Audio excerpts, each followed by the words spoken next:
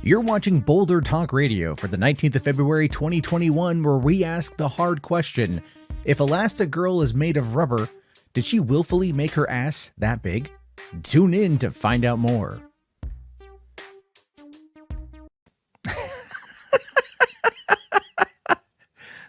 You know what? I thought about doing a weird fucking intro, right? I thought about doing this odd, what the hell intro. It's been, I don't know, months now since I've done a show like this. It's been a bit. I'm glad to be back. I've been thinking about it a little bit.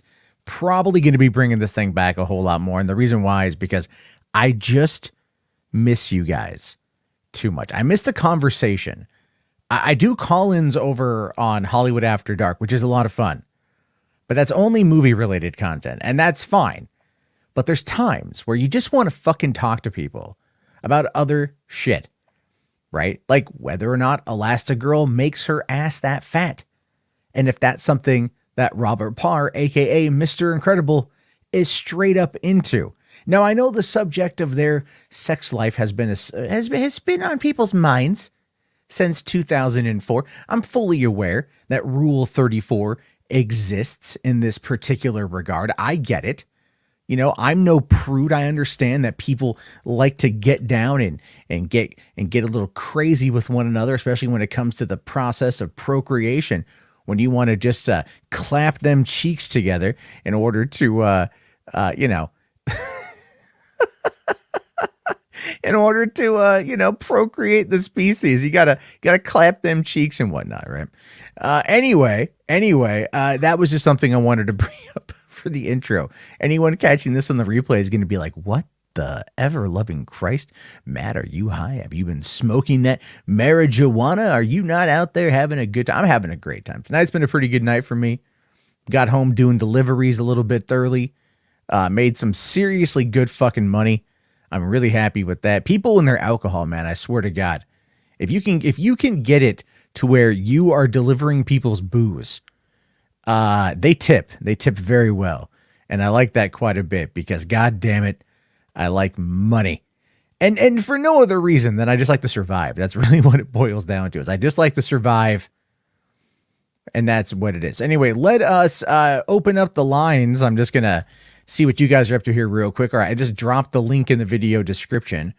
It was having a bit of issues. I've been having some tech problems tonight, so we'll have to wait and see how things go. But as always, the rules of the road are quite simple tonight. And actually going forward with this particular program, the rules of the road are going to be very, very, very simple. You want to call on in? That's fantastic. I completely want you to call on in, but have a fucking topic. Have an actual fucking topic of conversation. Not to say that you guys don't have topics, because a lot of you do. But there's times where, you know how it is, right? Someone just calls in and they're like, hey, I just wanted to see how it's going. You're like, oh, yeah. What do you want to talk about? You know what I mean? Like, this is an open forum. You know, our minds are to be melded. Our minds are to be pressed for information. You know what I mean? We're going to get in there. We're just going to we're just going to fuck brains and fill it with knowledge. And this metaphor also equals jizz, I guess. So there's that. All right. So the link is open. The link is in the video description. You can also check the stuff. Let's see here. Solo asked the question, dude, where have you been? I've actually been working on, if you've seen the channel, I've been doing the Stranger Days podcast. I thought, you know what, man, I like the live streams, but it just got to be a bit too much towards Christmas. I wanted to try something different. So I've done like 2 months of doing Stranger Days, and I love doing it. But I realized that this channel isn't the best place for it. And it has a lot to do with just the previous situation. And it's harder to reach new people. So fuck it. I'm going to move that to its own thing. Still going to be once a week. I got a lot of crazy stories I've been looking up and a lot of stuff I've been researching and a lot of things that are going to be fun to get to. And then we'll just do live streams over here. Because other than that, I don't give a shit about this channel anymore. Like I've come to that hard realization that after the last couple of years, it's time to just let it go. You know, like a fucking Disney musical, just let it go. Do what I'm going to do. Have a bit of fun with it. Fuck it. That's where I've been. But I've been working a lot. It's been a lot of fun. Spend time with my kids. We just got snowed in last week, which sucked. But, you know, hey, it's Washington. What do you expect? Jay here says, yeah, that's right. I know. Jay here has said that Boulder Talk Radio is his favorite show. I don't know if I'm putting words in your mouth anymore, sir, but you know what? Fuck it, I'm going to do it. Tradsky says, drag Ethan in if you can. Ethan can call in like anybody else. Although, I don't really want to talk to him, like, just ever again. I know what happened with the court case. I did get an update on that one. Doesn't surprise me that the county doesn't want to spend any money on him. I get it. But at the same time, if he's going to be in his corner, I'm going to be in my corner. Although, I will say, this is pretty fucking funny to me. So the whole Gina Carano thing from last week, right? That whole big blow up on fucking Mandalorian side of things. I did a live stream and I talked about Joseph Mengele. I said his name wrong. I said Mengele. It's Mengele or Mengele or whatever.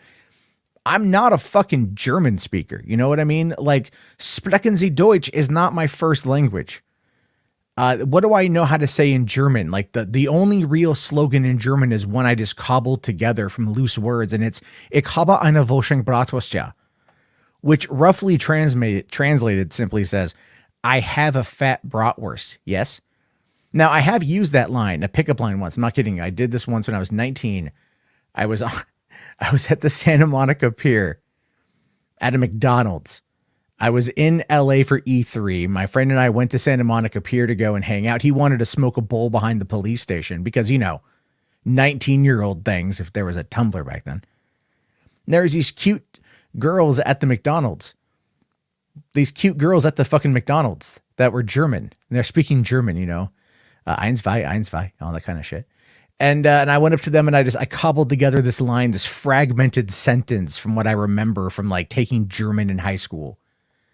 And they looked at me like I was probably the biggest loser on the planet, which, hey, if some rotund American rolls up to you in a McDonald's on the Santa Monica Pier, when you're in the city with quite literally like the hottest people on the planet, and he makes a joke about having a fat bratwurst, what are you going to do? You're going to laugh.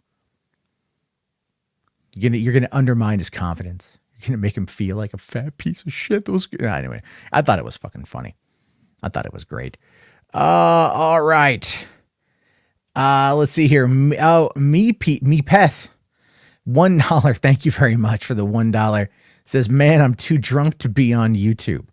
Might I recommend, if you're too drunk to be on YouTube, might I recommend not being on you? You know what? Fuck it. Fire up a live stream because only bad things will happen. To everyone else, it will be hysterical. Might I recommend showing your flag history? Anyway, thank you very much, man. Silent Scotty here. Ask, how's it going? Been loving your podcast, all the other content you've been pumping out. Thank you very much, dude. I know the Podio commentary shit is so much fun. I love the Podio commentary stuff, as well as Stranger Days.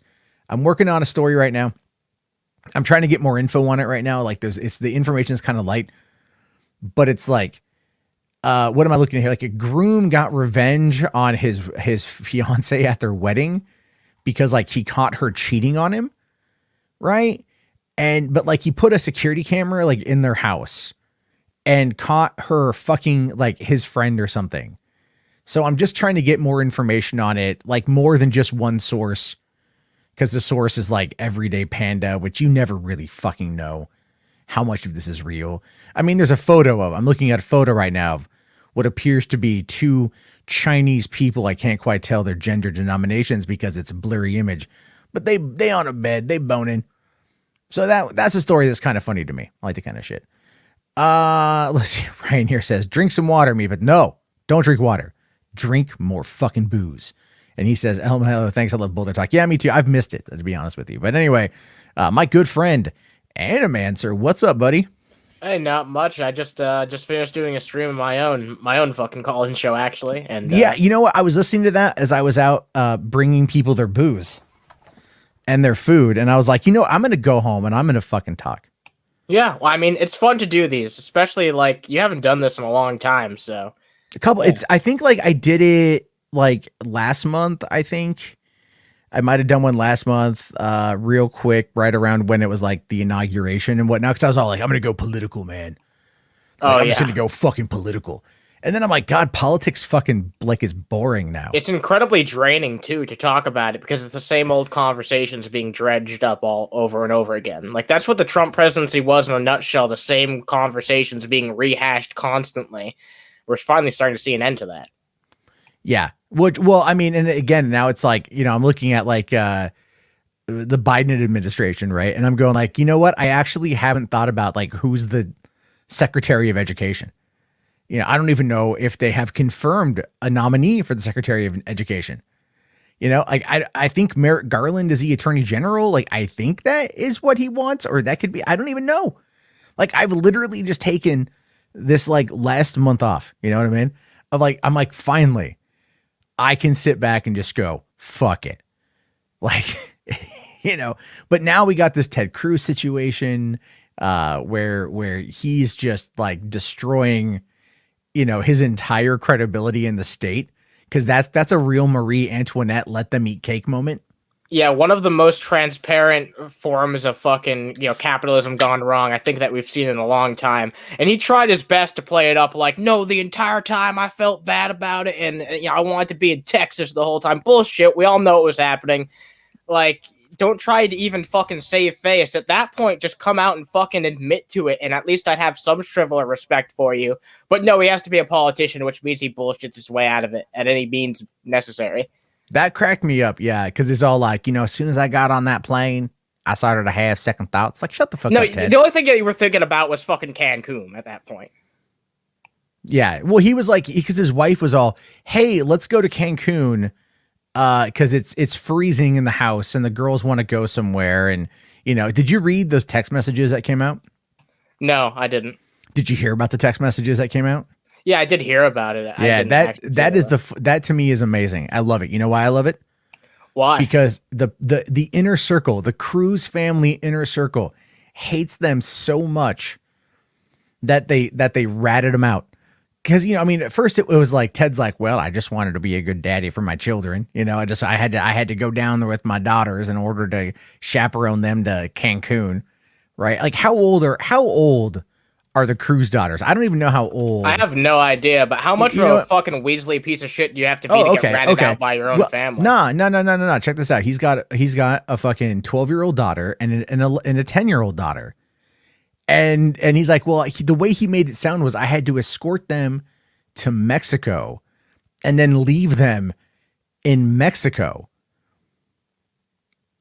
Does that not sound kind of fucking weird? Yeah, that's pretty fucking weird. I don't know why that would be this. That's the fucking thing, though. The only reason why it sounds weird is because it's a bullshit made-up story. Like, yeah, it sounds weird, but if we just take it face value, like, ultimately, I think that's just another part of his fucking set of poor excuses. And he's going to continue to make a series of poor excuses, continue to make an ass of himself, just to justify his series of lies that he's built up. You know what I mean? It's like a fucking Jenga.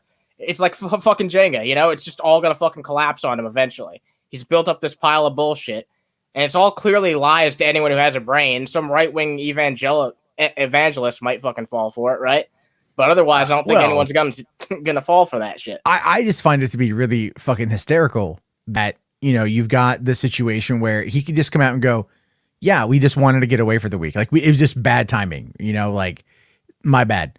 Yeah, he could have just been honest about it. Yeah, but he wasn't. Like, he's all like, well, I came back immediately, and United Airlines is like, nah, fuck you, man. You had a return flight for Saturday, right? Like even United Airlines outed him. And then you have the text messages that are showing people that are just like that it was Heidi wanting to like get out of town and going, anyone here want to vacay down to Cancun? We'll stay at the Ritz-Carlton. It's like $300 a night. They've got really good security. We'll take a COVID test on the way back or something like that. Like it's like, it doesn't show them in the good light. But what's funny though is the dog. Did you hear about the dog? No. So a reporter in Houston drove past Ted Cruz's house, and it was empty because they weren't home. They fled to another country for a better life. And there was the little poodle dog named Snowflake that was just sitting in the window, looking alone and looking sad. This is a little itty bitty poodle named Snowflake. And wow, that's the thing.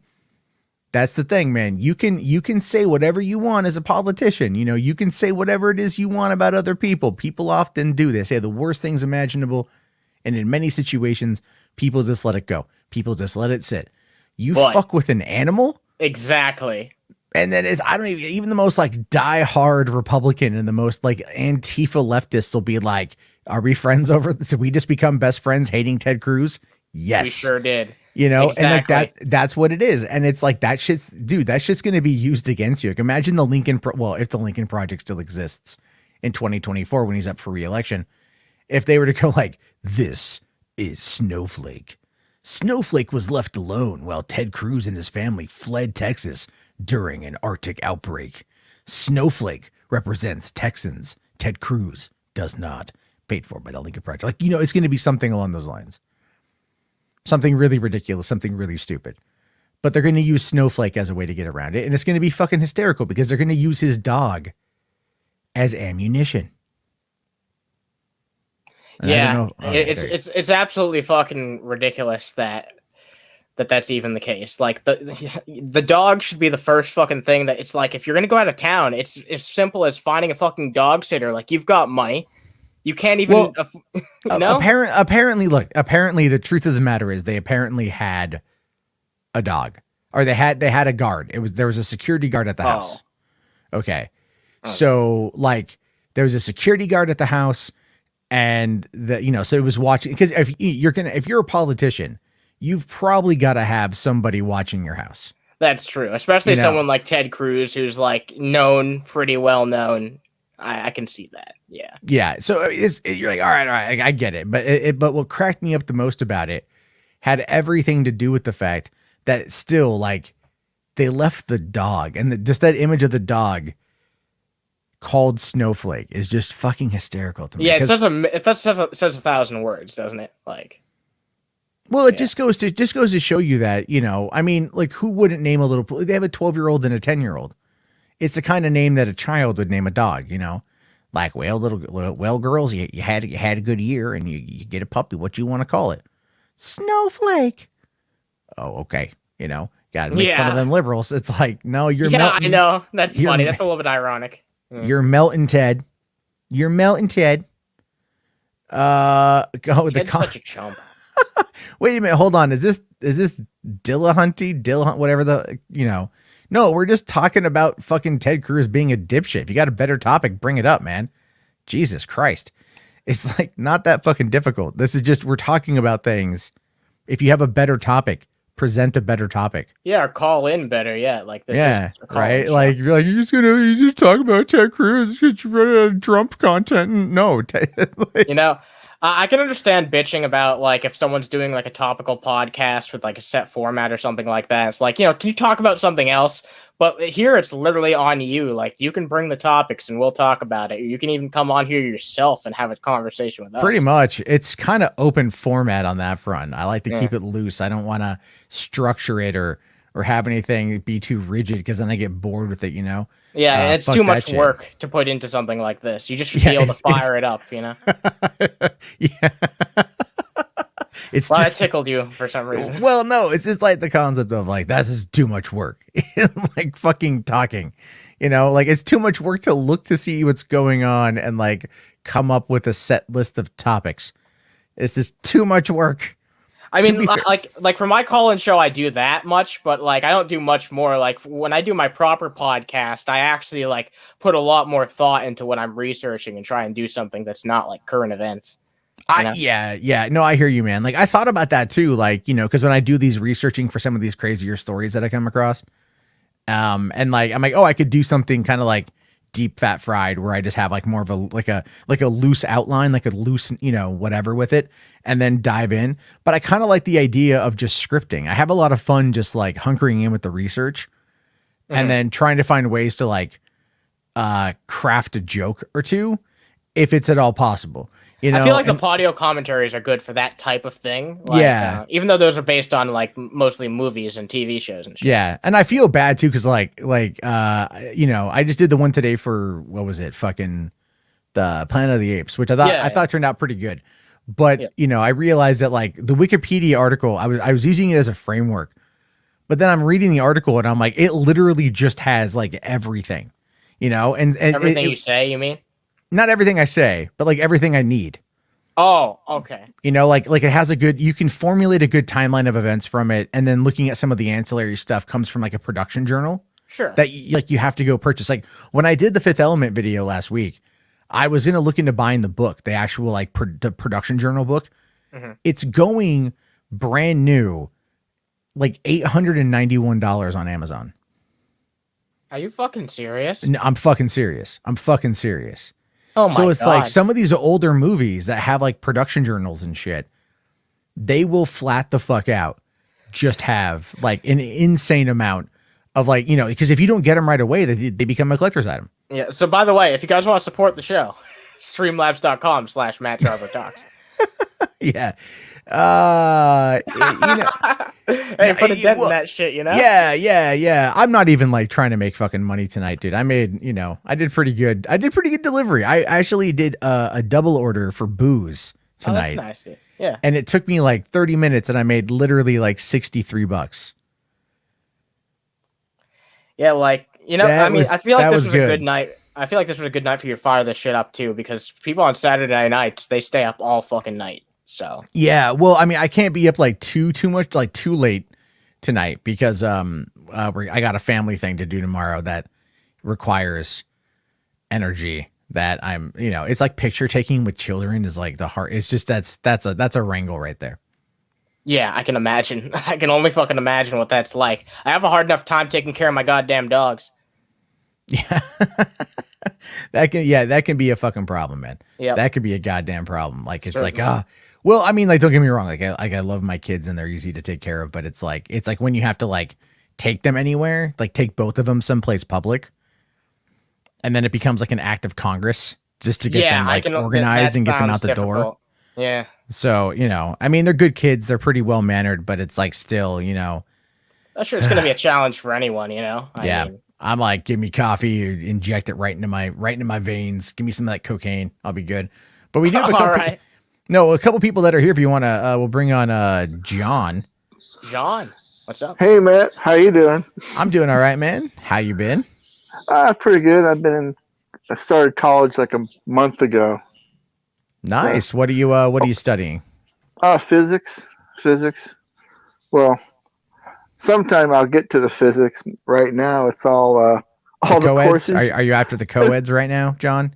No, it's all remote. You prowling the campus like Ted Bundy, walking around and just. Oh, trust me, I am not prepared for the looks I'm gonna get. The cops will be on my ass because what's this 56-year-old fart doing at this college?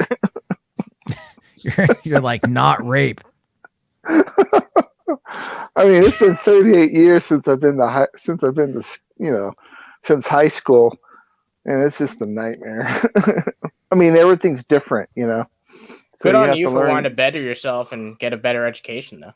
Yeah, well, I mean, basically, as an inventor, I mean, if you're not in the club, you don't get noticed or even paid attention to. Like if you claim an invention that has a lot of physics in it, if you don't have a physics degree, they don't pay attention. It doesn't matter. Oh, they aren't going to give you the time of day. No, yeah. Oh no, that's why I finally joined up. I'm glad I did though. I mean, the good year, for you. Well, the year is perfect because hopefully, I mean, monetary wise, you may get a $10,000 or $50,000 loan forgiveness from this administration, so I'll cut down on the debt. Yeah, I want to know what's going on with that. Like, I don't have student loans, but I'm very curious to see like where things are going to go with all that. Well, I mean, Biden's a corporate Democrat, so he's not going to upset his donors, So yeah. I know. I mean, but it's better than the Trumpski, So that's true. Real quick here, we got a $1 super chat from Dogman. Thank you very much, Dogman 1983. Really appreciate that. Cute photo of a pupper right there too. Very cute pupper. Yeah. Pupper. All right, good stuff. Thank you very much. Yeah, no, I mean, I've thought about going back to college because I was listening today. They're talking about how they might try to make community college free, and I'm like, I have there's a decent community college near me. Yeah. And Washington has pretty insane prices for college education anyway. So like even when I was in San Diego and it was like $10 a unit or $11 a unit, it was like fucking $80 a unit up here. Yeah, well, in Vegas, I think it was like just around 110 or something like that. Okay. It was something insane, but it's a business, colleges are just a business with a label college on them, so yeah, pretty much, man. Like and it's true. When I was going to college, when I was going to film school, what we had was a very interesting conversation with the head of our department in the film department, where he basically told us, he's like, look, guys, we're not going to fail foreign students, right? We're not going to fail foreign students because while we were paying like $11 a unit, they were paying $110 a unit because they were foreign. So, so it's like, no, we're not going to fail them because we want them to come here and we want them to pay the money. And he's like, like, you fuckers all failed because you guys don't pay shit. But like, no fuck. And the money, it's like if you get below a certain average or if you don't get a course, you don't get no more grants anymore. So these professors are in a catch-22. You have to grade the students, but at the same time, you got people above them saying, "Hey, we need students to pass your course to keep the money coming in, so they stay in school." So I mean, well, I'm looking at the tuition cost right now for just a school near me. Oh, yeah? And a Washington resident pays $113.04. A non-Washington resident is $128, and a non-resident international student is $291 per unit. If you took a full 12-unit semester, which is like full time, right? Yeah, it would cost you as a Washington resident $1,242, or if you were an international student, $3,000 per semester. Oh yeah, it's and they talk about this whole fucking situation with the whole Tony here. Have I ever considered going to Evergreen? I live near Evergreen. I'm at Evergreen quite often because I do a lot of deliveries up there. And you know what? Like, no, because the way Evergreen is like, I've talked to people. So I've talked to like social justice warriors at Evergreen. When I've delivered to them, like I've played dumb and, been like, oh, hey, so I heard that there was some kind of controversy up here. And, they tell me what's going on, right? The thing is, though, even I've talked to some blue hair SJW type people that were there, and even they hated that thing from 4 years ago because they felt that it was an embarrassment. And even like one of the people, it was this a black disabled trans woman, I believe. Right. Is like one of the kind of organizers, and I believe she's trans. That's what I thought I heard. If I'm wrong, someone will eventually correct me. But I see her around town, like in her wheelchair, like just cruising around town and whatnot. And I'm like, and I've seen her go to the mall, and I've seen people just straight up avoid her. Like people just, I think people know who she is, and they just don't want to be around her. Oh, like, yeah. That's a weird reputation for this, because this town is kind of small. So it's a weird reputation for this town. Is like you're known as kind of just being the toxic one, but that kind of gives you this weird, almost like power over people. Like this really weird power. It's like the avoidance. Make myself so miserable no one will come near me. Then I can be more miserable and blame them for it. That's the mentality. So. Well, yeah, that is, as progressive as I've become politically, that is still one of the aspects of the situation that like hasn't going to change. I was talking about this with Animancer the other day. He's like, I was defending, he's like, I was trying to defend you to somebody about being not being an anti-SJW. And I'm like, yeah, but I still really hate elements of the left. And that's probably never going to change, I'm just like, this person had some crazy ass conceptions of Matt, because Matt decided to, he poked his head in one of my my call-in shows, as he tends to do. And Right. yeah, someone was just like, so someone tried to call him out in stream, and then when I pointed out like that he had a completely wrong misconception of Matt, he was like, okay, I'm not gonna give him shit anymore. And it's like sometimes that's all it takes is for someone to actually be told, no, actually, you've just been fed a bunch of bullshit about this person. I wish people wouldn't go off like that type of shit and would actually try and get to know somebody before being a complete asshole to them. But sometimes all it takes is a wake up call, I guess. True, but this is also the internet, so it's sure. But I'm just gonna do my part to make it a little bit less shitty. Yeah.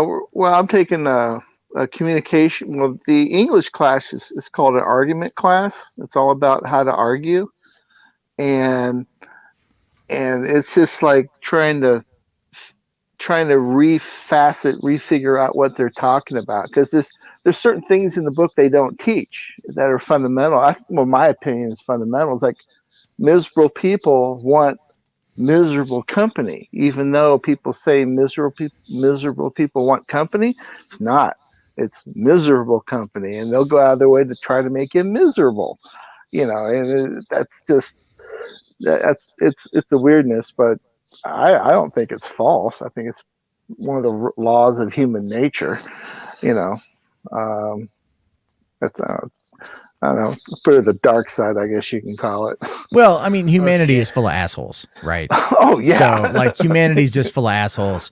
Hold on. Tradsky here says, Jarbo, you are a shit lib to the core. Start pretending you aren't. Look, dude, I'm not a shit lib to my core, but I mean, I've got, I definitely am far more liberal than I used to be on a lot of issues. And a lot of the times I like to go above and beyond because it just triggers the right, like I got into a conversation with a guy the other night. He's a conservative out of Australia. Right. And he was talking about like, he had this really weird equivalence where he's going like, well, why is it that, people, they want like, they want like an income from the government, right? Like a UBI. And then they, but they also want like free education, and he's like, but like, what's up with that? And and so I just simply said, well, why not both? If the country can afford it, why not both? You have to elevate people out of poverty in order to like, you do realize like it's such a trap. Poverty is a trap. Where I've lived where if you have like, when I filed for disability, you have to wait years to get it, and you can't work. So you wind up being, I've been broke for years, and how do you get out of it? It's, might I recommend getting mad on the internet? I get you. I just didn't know at the time, like, nah, it's, like I've been doing the food delivery stuff now for a while, and had this shit from 2 years ago not happened, would I have gone to that? Would I have needed to ever go down that path had the whole Killstream incident not happened, right? And the reality of it is, I don't know. I can't tell you. I think part of me, probably not. I would have been able to sustain, but I was fucking miserable, dude. Like I would wake up in the morning and I would like search like, like Kotaku in Action or like other anti-SJW forums. And it would be like, okay, what are people mad about today? What can I get mad about today? And that would really be what I would look for, things that would give me that kind of that dopamine hit. Then I could give that dopamine hit to other people. And I've said this before, even on this program, I've even said, I'm like, look, I've got like a film school, like I graduated film school. So I'm not qualified to fucking talk about a lot of this shit. I can give you my opinion, but I'm not qualified to like break down a lot of these issues. And the fact of the matter is, neither is like 99.9% of the people on YouTube doing the same thing. Like, do you really think that like the quartering has any kind of fundamental understanding of anything outside of fucking Wisconsin? No, he doesn't. But he does understand the general concepts of outrage marketing. And that's what he does. Fox News was the major inventor of that. That's what Ailes Yeah, did. mainstream news media they're the connoisseurs of doing that type of shit. They've been doing it for years and years. They've, like you just said, they started it, and all these grifters on the internet, they just took inspiration from that. They've been using the same tactics, and some of them even more effective than these cable news networks, at least on the scale that they're working with. Well, honestly, look at Tim Pool. Tim Pool is like amazingly talented in regards to bullshit. Grifter supreme. Yeah, and because I mean, like he'll talk about something, and I love like Tim Pool clips on Twitter because they just take the piss out of him, and he'll be like, the way he titles his videos, that's the real issue. But like I was delivering to someone a while back, and I walked by their neighbor, and the neighbor had the window open, and I was trying to find the apartment, and I looked in, and the dude was watching Tim Pool. Oh God, no. Weird. And I legitimately, I was all like, I'm all like, do I just knock on the window and tell the guy to stop it? Obviously not. I just kind of rolled my eyes and, like when we dropped off the food and got my money, get the fuck out of there. Like people are going to watch what they're going to want to watch. I've just I'm at a point where like for a while there, people were sending me links to like the private restream of Ethan Ralph, like the people who are doing like the stream sniping. They're like, oh, you want to come and watch this thing? And I would every once in a while. And then I realized like, I'm bored by this shit. Like even like I'm just bored by it. It's not for me. Right. So why would I want to invest my time into like, what am I going to do? Sit in my car angry and go like, fuck you, Ethan. Fuck you. And then like, he's not hearing me. So it's just, it's like, all I'm doing is sitting in my car and yelling at my phone.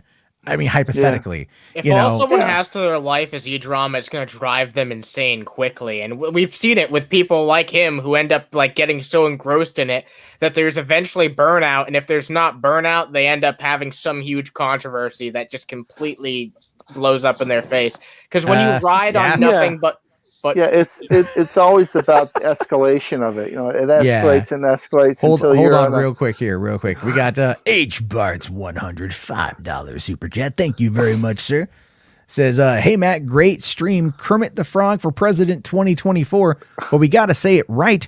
We gotta say it well.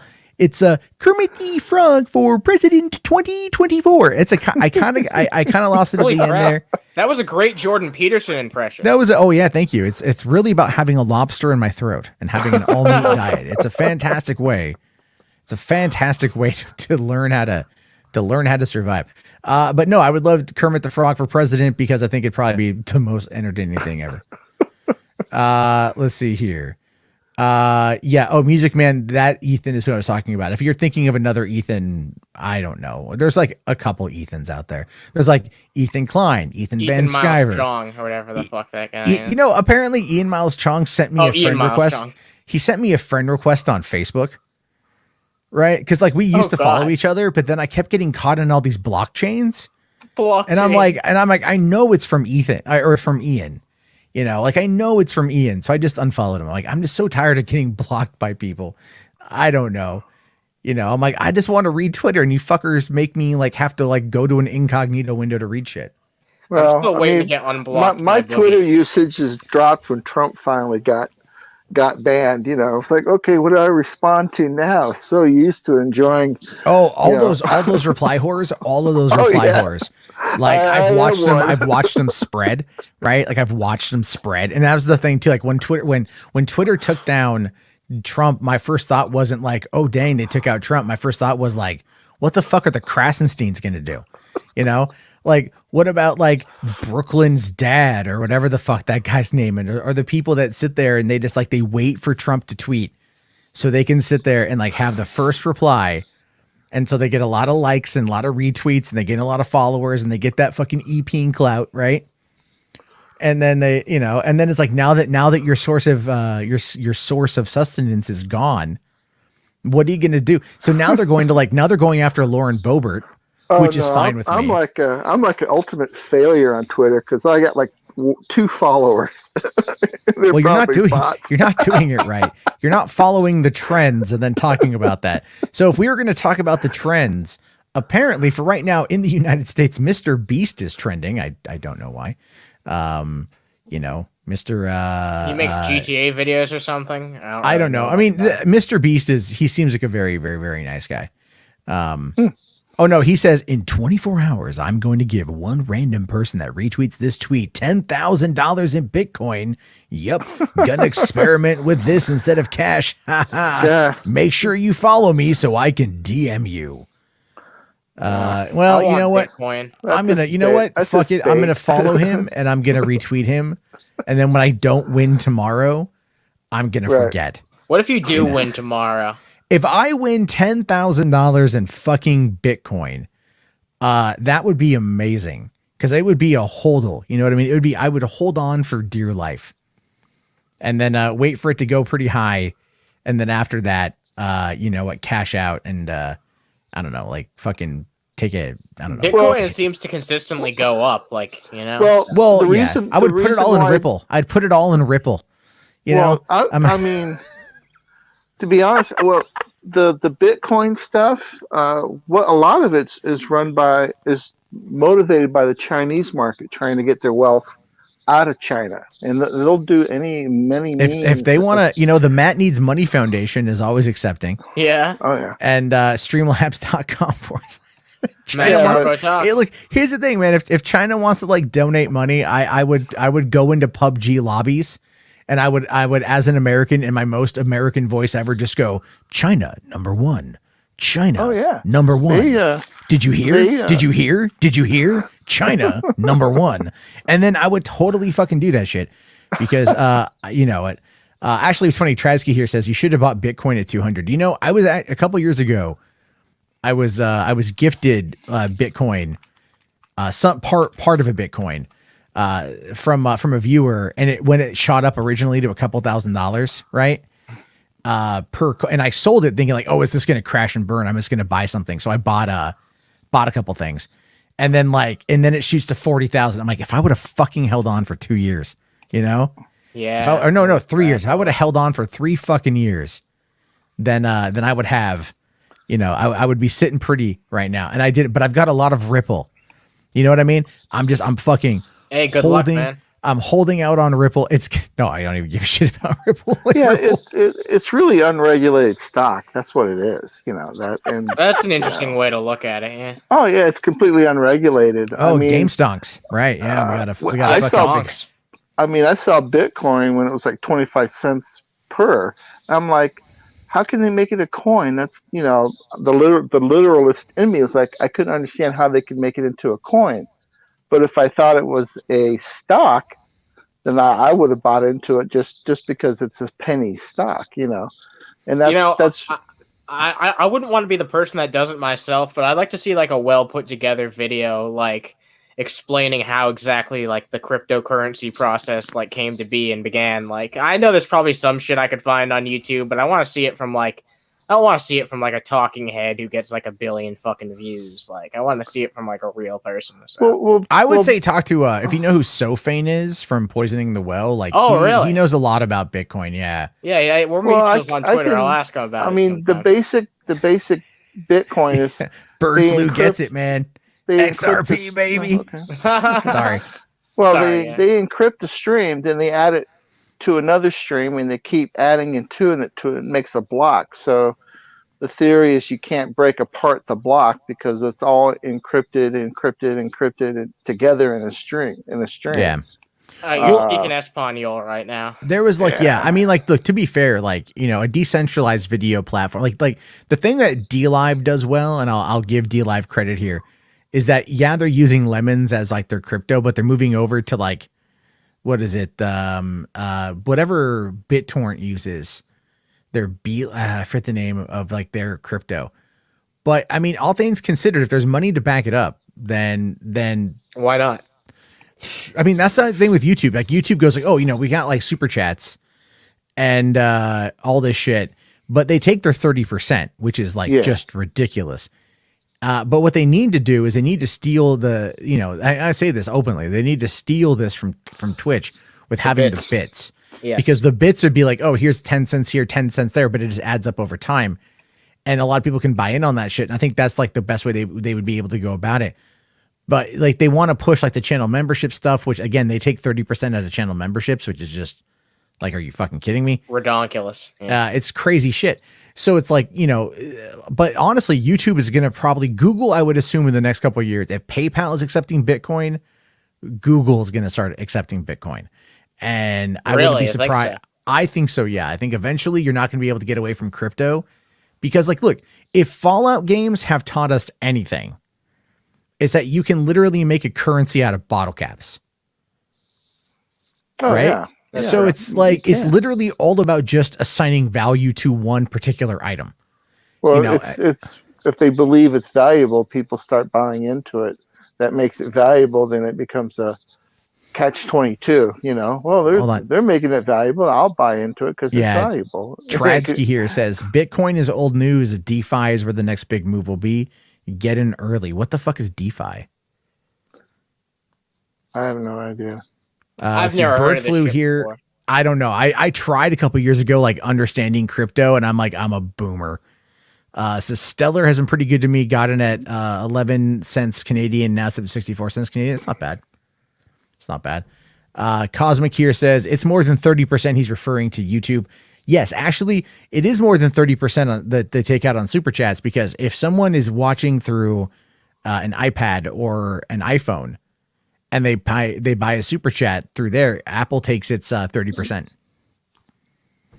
So that's 45%. Well, 30% of 30%. You end up losing. Like it's just That's insane. That's a 40% rake. It is insane. Yeah, a 40% rake. Jeez, it is pretty crazy. But hey, John, I'm gonna let you go. We got some more people that are in the back. But I appreciate you calling on in, man, and we'll talk again soon. All right. All right. Have a good one. All right. Have a good one, buddy. Thank you. All right, Ryan, what's going on, man? Hey, man. How you doing? Good. So I've been meaning to ask. You brought this up earlier about your deliveries and all that. Yeah, I know the internet and real life, affect everything in different ways, obviously. But has anyone ever recognized you during your deliveries? I'm just curious. Not dropping off, but picking up, yes. Yeah. And the thing is, I'd met that guy before, right? Like I'd met him before, like a year earlier and some change, right? Somewhere in there. And I was at a McDonald's picking up an order and he was there. And this is like right after I started doing it. So I was like really self-conscious about it because I didn't want anyone to know. It's not that I'm embarrassed by it, but it's like with everything else that was going on at the time, I'm like, I just don't need this shit on top of it. And so the guy, he was cool. He was pretty cool. I haven't met anyone else recently. Tonight I did deliver a 6-pack of Bush Light to this woman, and we got to talking as I was checking her ID, and she was like, she was telling me, I was telling her I did YouTube on the side, and I was telling her like, the $3 theater stuff. And so, and then she wants to go check that out. But then she was like, she wanted to make sure she remembered. So I guess maybe I made a new potential fan tonight, bringing this lady booze, and she paid me out pretty well. So, I mean, no, it's really, because the thing is 99% of my deliveries, man, are just like, I just drop off at the door, like I don't even talk to anybody. I just drop off at the door. And, a lot of people tell me, don't knock, don't ring the doorbell, just leave it and go. And they do that because they don't want to be disturbed. And because of COVID, like I'll deliver to someone's house and like, I will park in their driveway. I'll walk up, I'll put the food down. I'll go back to my car. I can see them like in the living room, like through a shadow or whatever. And they will wait until I until I back my car up and I drive away before they even, do anything, right? Before they even open the door to get their food. So, I mean, people are paranoid and, they pay for the convenience of having the items brought to them, but they don't want to fucking interact with you. So if any of them, maybe they have known who I am or whatever, but they haven't said a word to me about it. Which is kind of crazy. Mm-hmm. So That's about Yeah, it. so, oh, and yeah, the last time we talked, yeah, I said I rented John Wick the other day and I was gonna watch it. So, yeah, I just want to say, yeah, I'm really impressed with that movie. So, John Wick is a lot of fun. John Wick Mhm. is a great deal of fun. It's a good series. It's a good franchise, and I can't wait for 4 and 5. yeah, and what was really interesting about that movie is that you can actually see the action.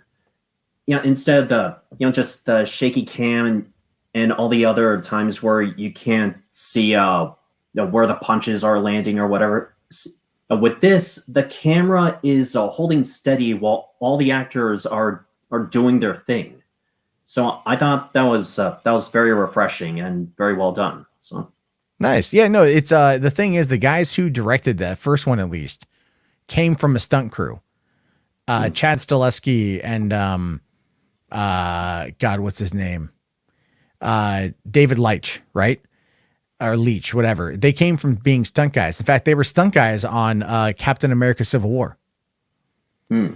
And so, so that was the whole thing, is like these guys have been around for a while. They knew action, they knew how to do stunts. They knew how to make a movie. And so they just, got together and they got Keanu, and Keanu threw himself into it physically. And then they went out and they made it. And the thing is, the movie John Wick didn't do very well. Like, it didn't do the best in theaters when it came out, but it got a cult following on home video. And then they made number 2, and number 2 did really good. And then number 3 just blew the hell up. Mm-hmm. So yeah, that's really about it. That's what I know about John Wick. I might have to do a patio commentary on it. Yeah, I if you want probably my will. take as a normie who only knows about cape shit, I've told Matt this many times. I pretty much only pay attention to cape shit when it comes to movies. I'm more about TV. Well, the thing is, a lot of people only pay attention to cape shit these days because it's just the most consistent. It really is the absolute most consistent fucking thing you'll see.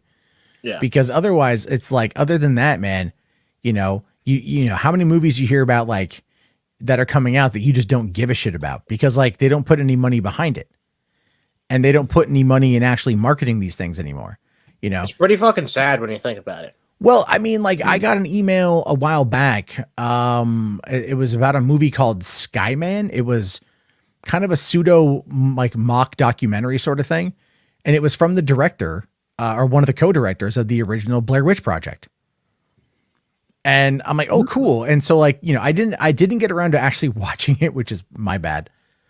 But at the same time, like, it kind of came and it kind of went, you know what I mean? Like, I didn't see any major companies talking about it.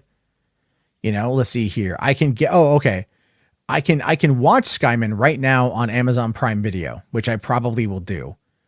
Or I can buy the Blu-ray for $17. So it's like, a lot of these movies now are just going to end up going to home video, right? They're going to go to streaming.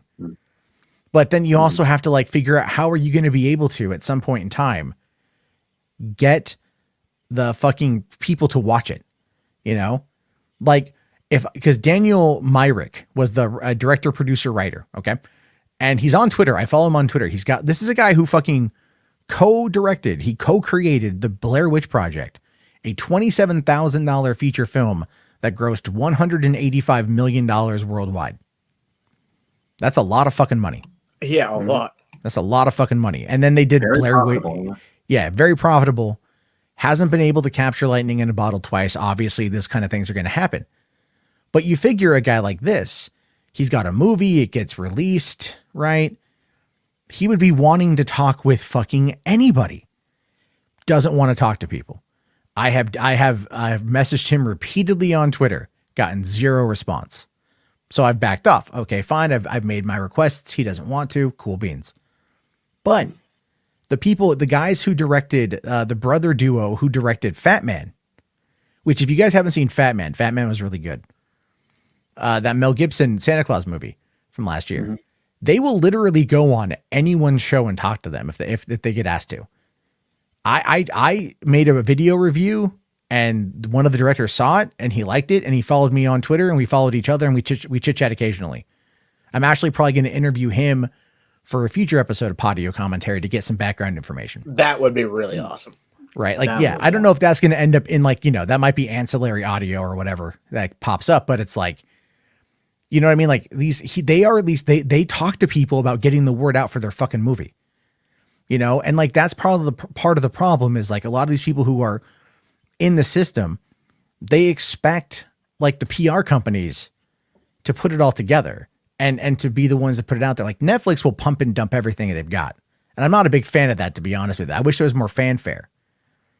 But at the same time, that movie, The Old Guard, that came out last year, that Charlize Theron movie, they said like 96 million households watched it in the first weekend. You don't get that kind of fucking exposure by going to a movie. And they paid no money in advertising. But 96 million households watched it.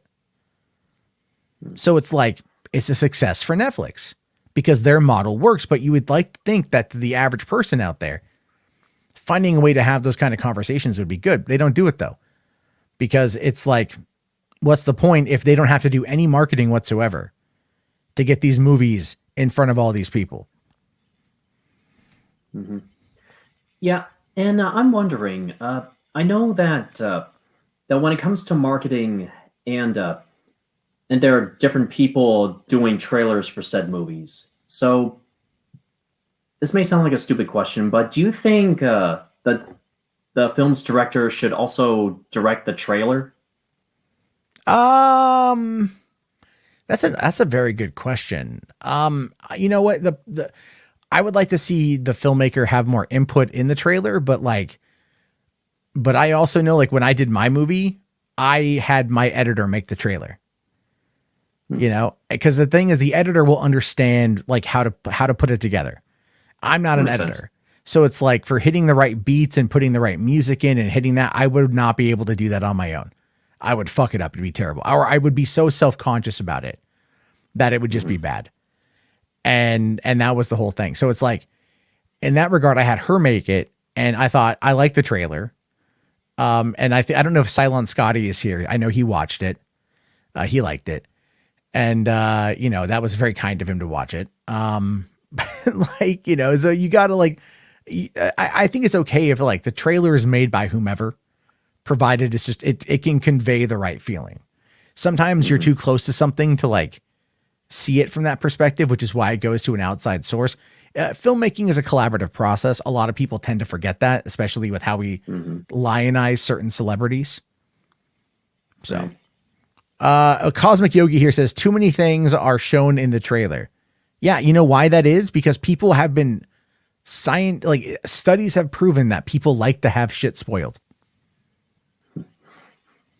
It's unfortunate. Let's see here. Phantom Cooper. What is he calling me here? He calls me a soul. Oh, no. That's whatever. That's someone else. Oh, sorry. No, here we go. God, Jarbo, you're such a generic consumer. I don't know, man. I thought about buying Catwoman on Blu-ray tonight. That's not very generic. That's just a sadist. Oh my God. I can't believe they made a fucking Catwoman Blu-ray. Really? Yeah, well, that's the thing, man. It's like, so he says you're still buying DVDs at Walmart. Hey, man, fuck you. I don't buy the DVDs at Walmart, but I like looking at what they've got. They put out a lot of really interesting collections, right? So like, no, my 7-Eleven, that's the one I go to quite often, has a little Blu-ray section. In fact, a lot of the 7-Elevens have Blu-ray sections. And I'm looking through there tonight, and for $10, and I should have bought this, they had the Frank Darabont collection for $10. It had Shawshank, it had The Majestic, and it had The Green Mile on Blu-ray in that collection for $10. Like, that's not fucking bad. They had a Stephen King horror collection for $10. They had Salem's Lot, Jacob's Ladder, Cat's Eye.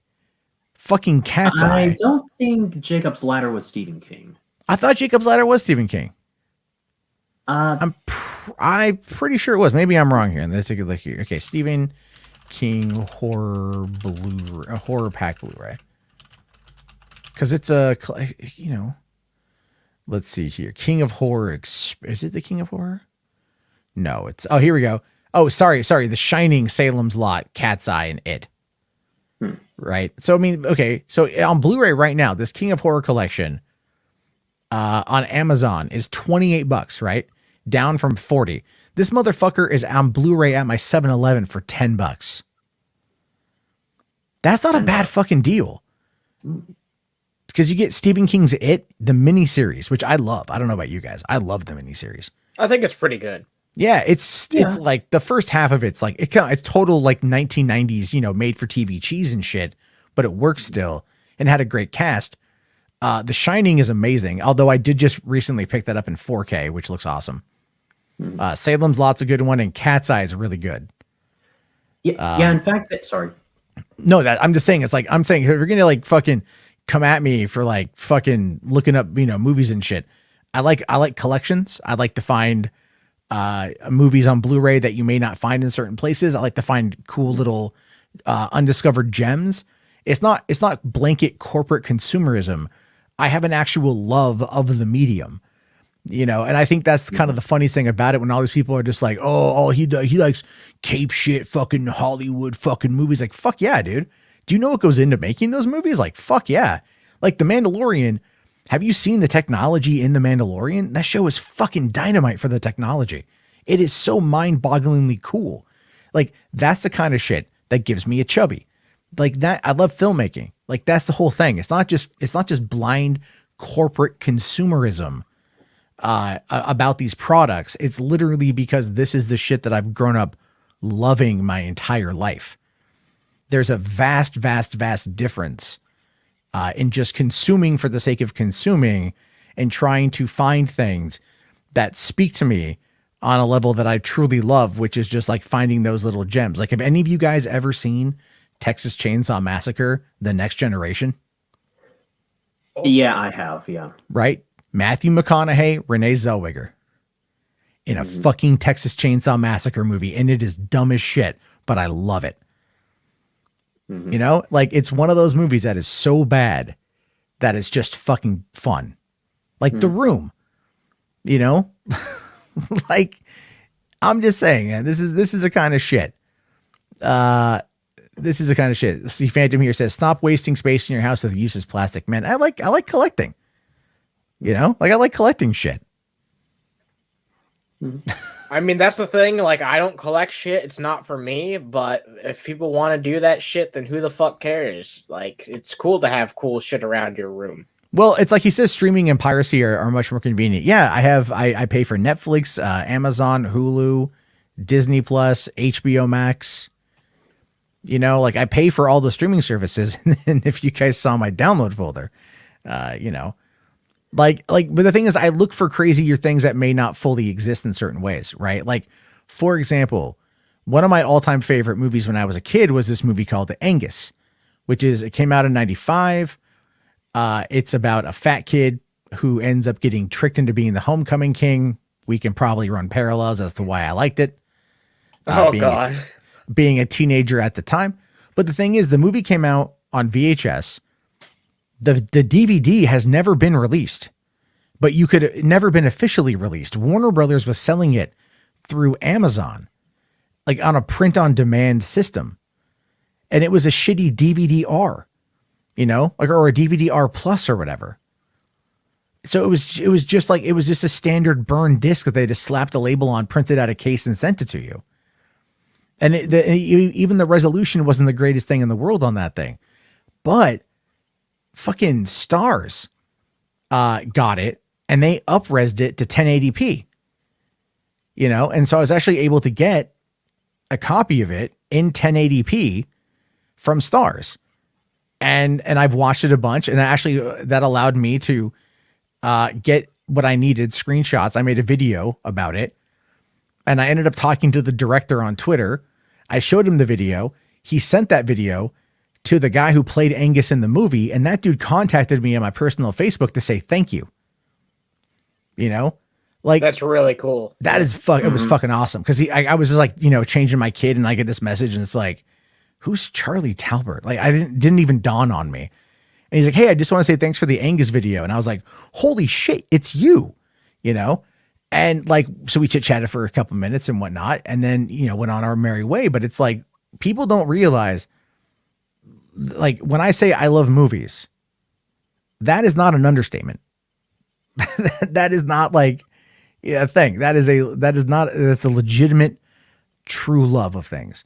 So anyway, so there's that one. Anyway, let's see here. Did I go out and buy a purple tux? No, infallible vow. I did not go and buy a purple tuxedo. Why Although I should purple? have. Because Angus wears a purple tuxedo in the movie. Oh, okay. Because he's a fat kid, and like it's like the only suit he could get that was like in his size. Purple's cool, so Yeah. Oh, yeah. And so he rocks a purple tux for the end of it, Again, it's total like early it's total, early 90s, right? Like early mid 90s, like they had like Green Day, and the soundtrack's really good actually. If you can find the whole thing here on YouTube. You can just look up Angus soundtrack, and they have like unreleased tracks from Green Day, I think Goo Goo Dolls, a couple other alternative at the time, right? nice. Tracks and shit like that. It's good stuff. It's like, it came out in like 95. So yeah, I was 13 when that shit dropped. So I remember like sitting in math class in high school and like having I had a portable CD player. I had one of those Koss, little fucking like it was like their Discman knockoff that, if you bumped it, it would scratch the disc. Oof. And like I would sit in geometry. And no, it was algebra. I'd sit in algebra, and I'd put my headphones in. And I would like rock out to the Angus soundtrack. And my teacher, but I always have it up too loud so everybody could fucking hear it. I always got in trouble for that, But it's like, fuck it. Like that's the kind of fun shit. That's the kind of stuff I enjoy, as well as like talking about like fucking murder and shit. Like, because I like to read up on true crime. So I have a really eclectic mix. Yeah, that's quite the fucking stark contrast. But I mean, hey, it's. Like, have any of you guys interviewed a potential would-be murderer? Did I tell you? I told you this story, right? Yeah, you told me about this. That was really fucking. I got contacted the other day from a cold case company. This group that investigates cold cases, and the lady was asking me questions about my interview with this woman, and she's all like, what'd she say? I'm all like, fuck it, you want to hear it? So I sent her the link to check it out because I think this woman did it. I think this woman killed this guy and dumped his body in the Mississippi. That's what I believe happened, based upon what I've read. Yeah, That's fucking nuts. No, I'm fucking okay. Okay, let me ask you guys. There's like 40 of you in here watching this right now, which is great. Thank you. Now, check this out. Dude goes missing. Okay, from a small, like 1-bedroom shack in a town of like 73 people. He's not wearing a shirt. He's got a pair of shorts on, no flip-flops, no cell phone, no wallet, no teeth. Because he recently had his teeth removed and he had a set of dentures that he left behind. All right? No teeth. Okay. No teeth. Yeah, I know. That's his, okay. But he went missing. And his girlfriend, his live-in girlfriend at the time, she claims that he left in the middle of the night to walk down the road to his grandparents' house, and no one has seen him since. Right? No one has seen him since. So what you have is a situation where like everyone thinks that this chick killed him and then dumped his body in the Mississippi River. And people around that town, they like to talk on Facebook. So I covered this story, and I had reported on one person saying that they believe that this woman killed her ex-husband as well, like when she was like 17 or something like that, like way a long time ago. And she did not like that accusation. So she was pushing back against that accusation, and she wanted to talk with me. So I asked her if I could record our conversation. She said yes, but she had to talk to her attorney first, which I mean, I'm like, for one, any attorney is going to tell you, don't fucking talk to anybody about this shit. Right? Like any attorney. So we'd agreed upon the recording. She calls me. I hit record. She starts going into it about her ex-husband. Deny. But she won't talk about the missing guy. Then she starts talking about the missing guy. And we chat for 75 minutes. And then at the end of it, I'm like, okay, great. I got it all recorded. I'm going to publish the interview. And then she goes, wait, what? And I'm like, yeah, I told you I was going to record. You said, okay. And she's like, I didn't think you were going to record it. And What the fuck?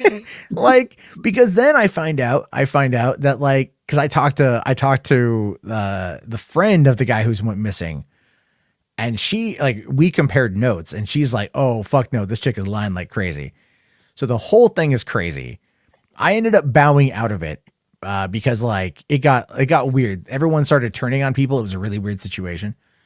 But I think that this woman I think she killed him, and I think her and two other people dumped his body in the Mississippi River, because I brought that up at one point in the interview, and she was quick to counter that by saying, no, it's really easy for the authorities to find the body in the Mississippi River.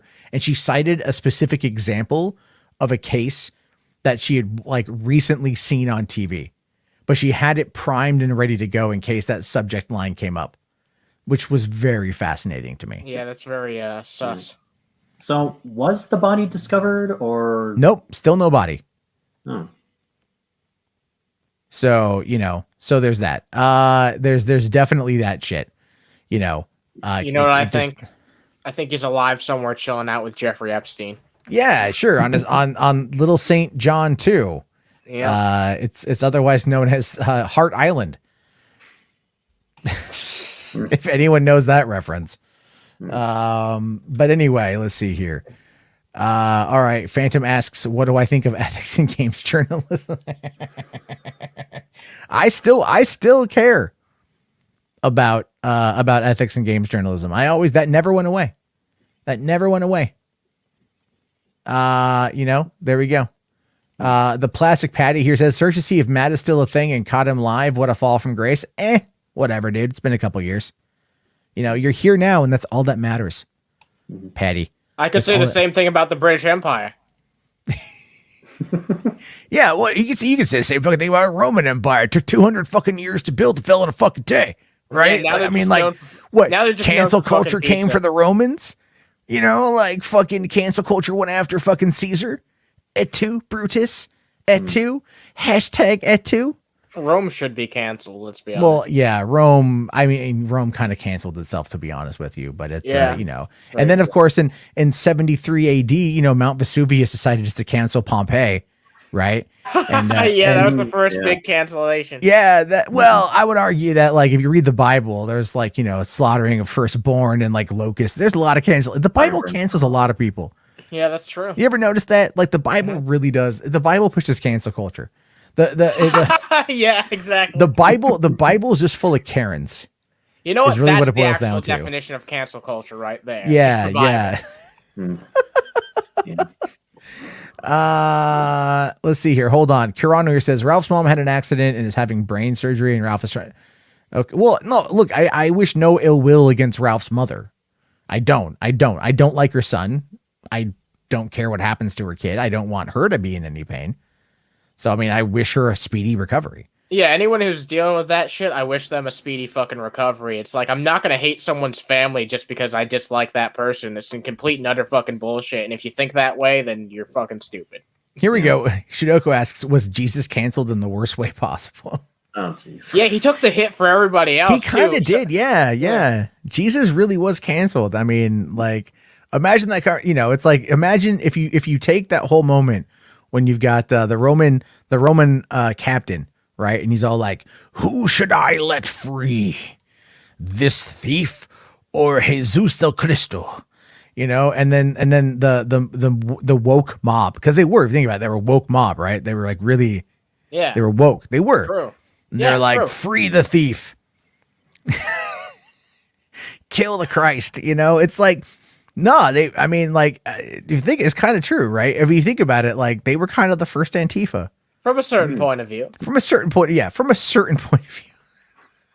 I'm Jesus and so's my wife.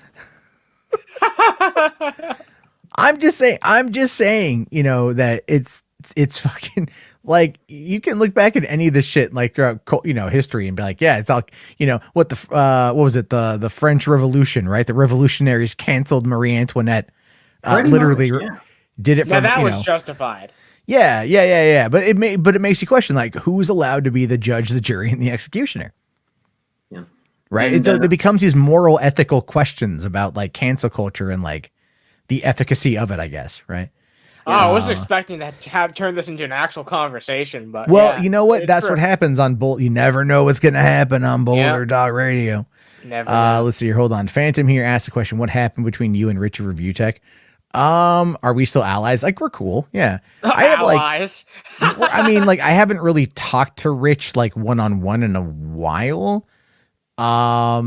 I have no issue with Rich. I mean, what happened? We were doing a podcast called the Verdict, right? We did this in like 2016, and we did a couple months of it, I think, on his channel when he wasn't anywhere near as big as he was now, and but it wasn't going over very well with his audience, you know. And Rich is very much, if it's not working right now, I'm just going to change it. He cancels it. Exactly. And he canceled it without telling me that he canceled it. Like, he just started like blowing off our recording sessions for like a couple weeks. And then he came back and he's all like, "Oh yeah, I canceled it." I'm like, "Well, hey, thanks for letting me know."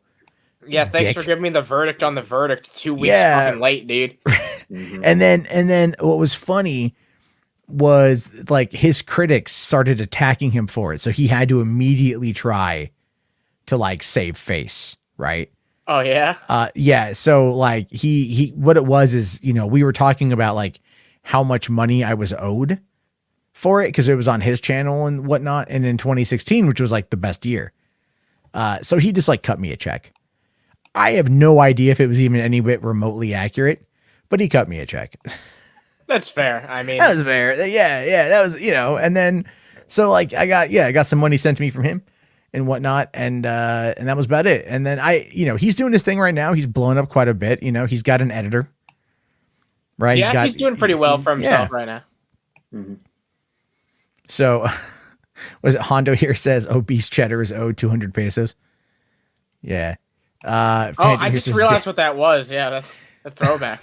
It's an old throwback. You aren't even good enough to get on Rich's show. He doesn't do anything. Yeah, whatever. He doesn't have guests, really. Hondo here asks, if you could cancel one thing, what would it be?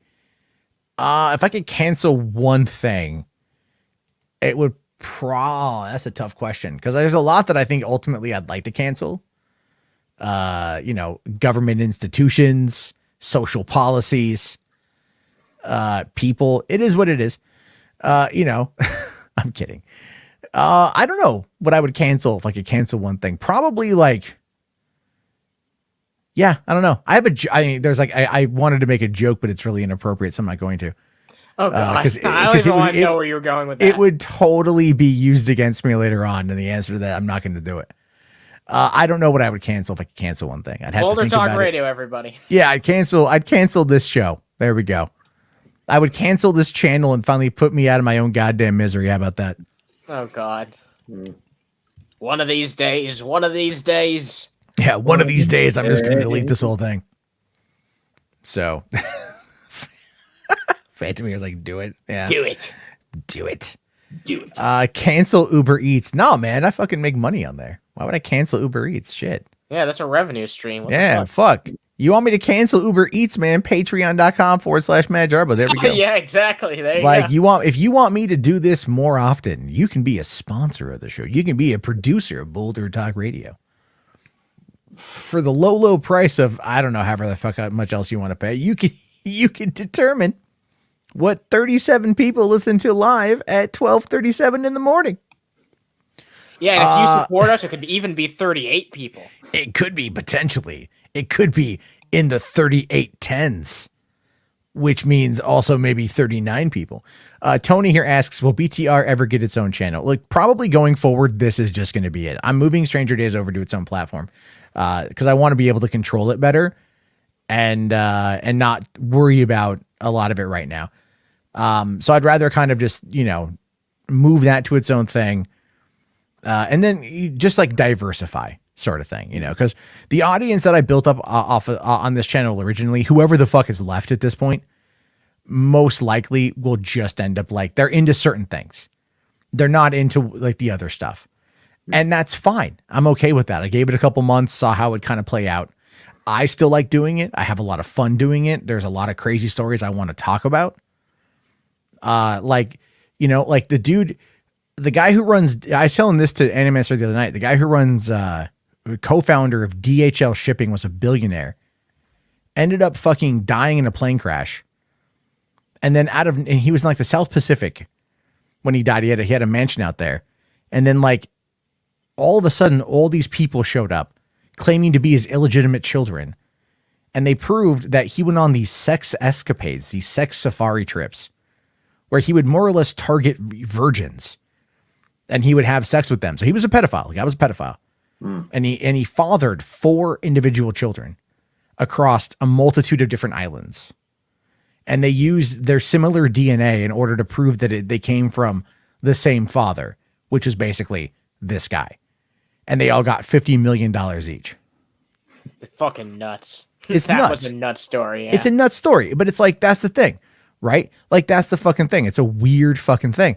I mean, like, I don't know if anyone here watched the one I did on the, that Taylor Swift guy, right? Whatever, Michael Kanan, whatever his name is, right? Or yeah, that Callan. was interesting too. Yeah, Very. like the guy was a Canadian bank robber and oddly enough, probably a pedophile. What's up with pedophiles, man? Like, fuck, there's like all these stories involve pedophiles. I What mean, the fuck? they tend to be really weird fucking people. They so. do. I mean, but these are like this, like, a billionaire pedophile, a fucking bank robber pedophile, like They come in all different flavors. yeah, they just tons of pedophilia left and right, which is terrible shit. And I'm glad these guys are fucking dead. But like this guy, like, was obsessed with Taylor Swift, actually obsessed more with Miranda Cosgrove, but he couldn't go anywhere near Miranda Cosgrove. So he chose his second best option, which was Taylor Swift. So he stole a plane and he flew it from Canada by hand. He flew it, like, he navigated it by hand and sight. And he flew it down to Nashville where he crashed and died. And it was only because there was foggy out and he wasn't able to see the ground, But the thing is like, this guy had listed even Taylor Swift as his emergency fucking contact. So who knows what was happening? Like, that's the kind of weird shit that, like, I like to cover, because it's just weird stories you never hear about. And that to me is a lot of fun. Yeah, and a lot of the ones that I've seen you talk about, at least, it seems like it's fairly hard to feel bad for these fucking people because they're creepy fucking weirdos. Most of the time, it's like really degenerate fucking assholes. So, yeah, it's hard to feel bad for someone like that. Yeah, pretty much. Let's see here. Do I like Warski? No. I've met Warski before. I feel bad for Warski because he's an idiot. He's just an idiot. Yeah, he's a simpleton, clearly. You know what I mean? And like, he's going to push things as hard as he's going to push them, because that's going to be what ends up getting him like attention. And that's really what he wants. He wants money, because who doesn't? But what he really likes is attention. Yeah, here's the thing. He's wasted basically all his time on this platform, not honing any skills, not honing his ability to like commentate or be funny or, any sort of anything tangible. All he did was make his, profit on this platform shitting on people. So that's all he has. And now people are shitting on him. So doesn't really have much to do. Like, when you're just in that position, it's really hard to do that much more, especially when that's all you're fucking good at. It's just shitting on people. Like, at least try and develop a skill. You know what I mean? It's not that difficult to do. Well, I'll be honest with you. When it comes to YouTube, actually, it kind of like it's almost detrimental to develop a skill. Now, hear me out on this one, right? Okay. I know. You're like, that's a weird fucking take, Matt. Jesus Christ. But no. So it's like, it doesn't take any effort. I mean, well, there's effort that's needed, but it doesn't take a lot of skill to just like bring up an article and go like, let me get mad, right? It doesn't. I know, I've done it. It doesn't. Now, what skill comes from that is clearly like the presentation and it's the personality. Someone like Warski has a very juvenile sense of humor. And I know this because I have a very juvenile sense of humor. How many times, when I went on your show the other night, how many jokes did I make about like coming in someone's hair? We had you on for 5 minutes and you made like 5 coming jokes. I made so many cum jokes so quick. It was really funny. It was just like rapid fire, just like skeet. Yeah. It was just a lot of that. But I mean, like, the whole point though is it's a lot of juvenile humor, and it's like attacking feminists and it's attacking everything else. But it was consistent, right? It was consistent. It was like a couple times a day, if not at least every day. It could have been multiple times a day. And that just builds up this consistency. So people who are bored and thumbing through their phone, it becomes this, oh yeah, like they got content, like I don't put out content as often as I did. And a lot of other people I know don't do the same. So like I end up like just watching a lot of news programs because there are people that are uploading content on a daily basis, multiple times a day, and it gives me options while I'm out. So it's like that's a lot of how it works. And then of course it was like the overlap with Gamergate and the anti-SJW movement and all that stuff. And Worski built things up really well, but every time he tried to branch out, if it got hard, he stopped doing it. Sounds like someone else we just talked about earlier. Well, and that's a lot of people, but that's actually a lot of people because I know. Why would you take the time to put any effort in anything else if you're making money hand over fist, just literally sitting there in front of a camera and going like, fuck Franny. Oh, Franny. You know, Francesca Ramsey, that's the Worski. That's Worski's okay. He went after her like people could say to an extent that I went after Anita Sarkeesian. I would argue way more intense because he was always on it. You know, anything she did, he talked about. Like that was like his public enemy number one. And so that's what his audience came to like. So then when he ended up migrating over into the IBS stuff with JF. Oh yeah, the irritable bowel syndrome community. Yeah, and then bringing it back in to like, you know, to the far right wing and to the alt-right and all of that stuff. Now we're learning that like the government's interested in the dark money that's coming in from these right-wing organizations. And I've been saying that shit now for fucking 3 years. So it's like, I'm very curious to see what comes out of these investigations. But really, when it comes to Worski, that's all it is. Like, if you go and you ever watch like Subcultured, which I've unfortunately checked out, he'll sit there with his white nationalist co-host, a dude who looks like a literal fucking skinhead, who is like suffering from cancer. And they'll just like, all they do is they just watch videos. You know what I mean? And it's just lazy. It's like, as much as I like, you know, I find Hassan Piker to be entertaining, but I find him also to be massively vapid and overrated. Because it's like all he does is just watch and react to somebody else's content. But 50,000 fucking people watch him live on Twitch every day. 50,000 fucking people. 50,000 people. On Twitch. On Twitch. Watch a guy sit there and eat a sandwich and go, fuck you fucking you nissy motherfuckers. Look at that guy's got a fucking neck pussy. You know, like, I mean, it's very juvenile humor. But a lot of people like it. They like his energy because he's controversial. You know, he pissed off Dan Crenshaw with that whole fucking, making the comment about his eye and stuff like that. And he said America deserved 9/11 and just controversial stuff. And that got him attention and that got him people watching him. You know, so that's a lot of what it boils down to is like, look at Vaush. People talking about Vaush in the chat there. You know, and it's like talking about Vaush. Vaush, Vaush, whatever. I don't know. And it's like, I listen to Vaush occasionally, depending on the subject matter, if I'm curious what his take is, but I don't find him to be that particularly interesting because when I think about Vaush, it's not that I don't agree with him. I agree with him probably a lot on a number of like societal issues, especially about, you know, how we spend our money and stuff with the government. But at the same time, it's like, okay, I've heard these arguments before. Nothing about it is new. Yeah. You know, nothing. Yeah. Like it's not going to be something different. It's just, it's just playing the hits. He does a good job at making the arguments that he makes, and I respect him for that. But I also feel like a big part of it for me is he's just too oversaturated. There's always people talking about Vaush. Even when Vaush has nothing to do with the conversation, people will find a way to make it about Vaush. And I'm not shitting on anyone in the chat who brought up Vaush, by the way. Like, it happens naturally. But he dominates the conversation so much when it comes to political shit on YouTube. And I don't mind it because I do see his appeal, but even then, it's kind of annoying. Well, yeah, I mean, it's like, did you see Kraut versus Vaush? Like, no, I didn't. I watched it, and oh man, you know, like Kraut went in there, and Kraut's like, you know, I blame you for shoe on head, and like you are absolving her of her sins, like Pope Vaush sort of shit. And I'm like, what are you?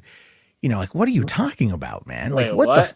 like, because Vaush is kind of like the, he's like the current flavor of the month in regards to this kind of shit, right? Yeah, a lot of people are trying to, be friendly with Vaush and kind of adopt Yeah. some of his ideas. Yeah. Like, I don't care about Vaush, but it's like just to fuck with PPP, because he Vaush lives like 30 minutes from me, right? So we live really, really close together. So like, and we have mutual friends. So like the next time the friends are up in the area, I'm gonna be like, hey, fucking let me meet. I'd meet him. I'd get a beer and whatever, hang out. But I'd like to also get a selfie just to fuck with PPP. Because he's always like, he's like, oh, you're trying to bow to Daddy Vaush. Like, I don't give a shit about that. But just to piss you off, I would go get a picture taken. You know what? The fact that PPP doesn't like Vaush that much makes me like Vaush a little bit more. Like, that's just what it boils down to. Fuck PPP. Tradsky asks here if I like Destiny.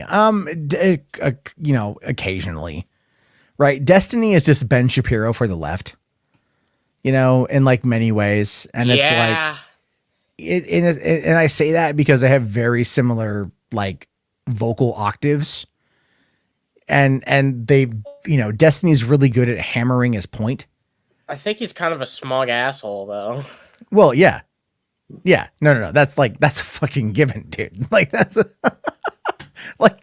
given. You're like, Destiny. He's a massively smug asshole. I haven't seen a lot of him, but that's just the impression I get. Like, I don't know. I don't like that type of approach. I've never liked that type of approach. I like someone who can be personable. Phantom here says, "Oh my god, Vaush and Jarbo would be the ultimate meme." Did you ever see the picture of me and the quartering together, Phantom? Because that actually exists. Me and the quartering. The quartering. Oh yeah, I've seen that before. Yeah, because I met him. That was back when I didn't think the quartering was a piece of shit. How stupid I was. A lot of I don't like him. John here does say Hassan's timing is pretty good for the humor delivery. Yeah, he's got his moments, and I think that's what it is. Like but he streams like fucking 12 hours a day. Like he streams like, and it's not just like news. He'll go like, oh yeah, we're gonna play video games. Like he'll just like bring his crowd over and like play video games and shit. Like, I mean, this guy. Look, if you think I've seen Hassan Piker in person. This guy is like a literal fucking mountain. He is huge. He is a huge motherfucker. Right? Like I was gonna go give him shit when I saw him because I saw him like walking. Like I saw him at first and like from a distance. I saw him at VidCon. And I forget what I wanted to give him shit over. It was something stupid that he said. I think I like the Young Turks. And then like the pathway cleared and I got a full look at him. And the dude is like a hulking like monster. And I'm all like, this operation is now null and void. It's been canceled. Because you're canceling shit again. Yeah. There we go. That's like, yeah. But no, I mean like, I watch Hassan again for certain takes. But I just find it to be, I get bored when he's like, oh, I'm just going to react to a Joe Rogan clip. Or I'm going to react to like, if he reacts to like Tim Pool, then I'll laugh. But it's like, I watch Sam Cedar too. And Sam Cedar's like, again, they all these fucking progressive talk show hosts. If you think about it, a lot of these guys that stream every single day, all they do is they just react to shit. And I'll tell you what they fucking react to. They don't even go and seek out these clips and isolate these clips. You know what they do? They fucking find them on Twitter. Whatever is trending on Twitter, whatever those clips are that float around on Twitter, that's what they grab. The laziest way possible. Like not even trying to get some better quality. I know exactly what you're talking about. Like it's not that hard to put a little bit more effort into it than a lot of them do, but they just go for like the lowest common denominator, like whatever takes the least time. And I get it to some extent when you're doing that much content, but I feel like a lot of them just go for quantity over quality. And there has to be some type of balance. There has to be some type of balance, right? Yeah, like no, there does have to be balance there. And a lot of people, because again, the idea of YouTube is that you have to keep you have to pump out content, right? Every day. So I've got a question for you. Yeah. It's enough to put out one video a day, right? Yeah, pretty much. Okay. It's not the end of the world to do it.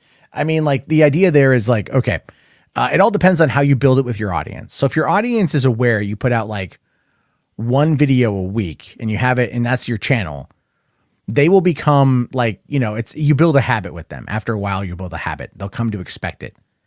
It's like when I used to watch the Philip DeFranco show, like every day, it would hit 2 p.m. and I would intrinsically know to go and check his channel because that's when the new episode would drop. Right. Yeah. And I would go, okay, he's got me trained to do that. So, so that's his plan. And that's how we build habits with television, right? Like you're watching WandaVision. It's on 3 o'clock in the morning on your time zone on Thursday nights, but it, when it's going to be out because you've built that habit. So on YouTube, they want you to create content in a way that's going to build a habit with your audience to keep your audience engaged long enough. The problem though, is that a lot of times it's everyone covering the same fucking story. And if everyone's covering the same story, you run the risk of going, I'm either too early where there's not enough information that's out, but I might get some of the early clicks, or you might want to wait till the end when at the end you want to end up getting you want to have a more nuanced approach, but the intensity of the searching has now gone to the earlier videos. Exactly. Yeah. So it's like people aren't going to be watching as much to get the updated information.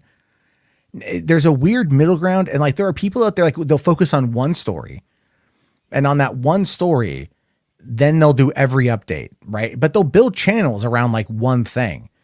And then you get people like Joy Sparkle, and Joy Sparkle is an interesting case study because she will do literally anything for clicks and views. Real quick though, I just want to get to Hondo here. $5 super chat. Thank you very much. There's a lot of dark money ties back to weird ass international orgs. It's real esoteric conspiracy shit with unironic ties to Russian national Bolsheviks. I don't disagree. To be honest with you, I think a lot of that dark money comes in from outside sources, especially outside of the United States. Wait, Russian national Bolsheviks? What? Have to look at, Hondo, I know you can probably explain a little bit better. A conversation for another time, perhaps. Hey, Coach Red Pill. What's Coach up, Red man? Pill. Coach Red Pill is here. What time is it in the Ukraine? I unblocked everyone on the channel. Isn't this Vadim's buddy? You're friends with Vadim, right? I don't know if they are. I'm pretty sure that they're friends, but are they? I don't know. That's the only time I've ever had an interaction with Coach Red Pill is when Vadim was like, "Yeah, you can let this guy in the server. You don't have to make a fuss about it." Because he was like, I don't know. I think he was being an asshole. Coach Red Pill has never been known to be an asshole. Yeah. He's at the gym right now. I think I'm not going to be on in 30 minutes because I got to get to bed. I got a family thing in the morning, so I'm probably going to be wrapping up here pretty soon. But I'll be doing more of these, so feel free to jump on whenever, dude. Good luck at the gym. I know you broke your leg a while back. I hope that's doing better. Oh yeah, recover well. Yeah. Good luck. I mean, look, man, we may disagree politically, but I don't wish physical pain on anybody. You know what I mean? No, 100%. I agree with that. Yeah, I might have my own fucking opinions on shit, but it is what it is. All right, Ryan. Hey, you've been here for a while, dude. I'll let you go. We got one more person to get to in the chat. One more. Oh thing. yeah. I'll be very quick. What's next for Patio commentary? No. So I haven't fully decided yet. I'm thinking that I'm probably going to do it on WandaVision, about the making of that show. Cause right now it's a big thing and I'll release it right around the penultimate episode. Okay. Nice. So then there's that. So I've been researching, that one. I want to do True Lies is one I'm really wanting to work on because there's interesting stuff there. Predominantly no Blu-ray. No Blu-ray. That's no Blu-ray for True Lies? There is no Blu-ray for True Lies. The DVD, Seriously? Yeah, I'm serious. The DVD came out in 2002 is when the DVD came out for True Lies, but the Blu-ray has never come out, and we're coming up this year is 26 years. Yeah, with it being James Cameron, you'd think it would get it, You think there'd be a fucking 4K, right? However, we just recently learned that I think a True Lies TV series is in development. But I got to go look into that a bit more. But yeah, I love that movie, so I want to talk about it. Plus, I like to add my own little anecdotes, and I have an anecdote on that one as well.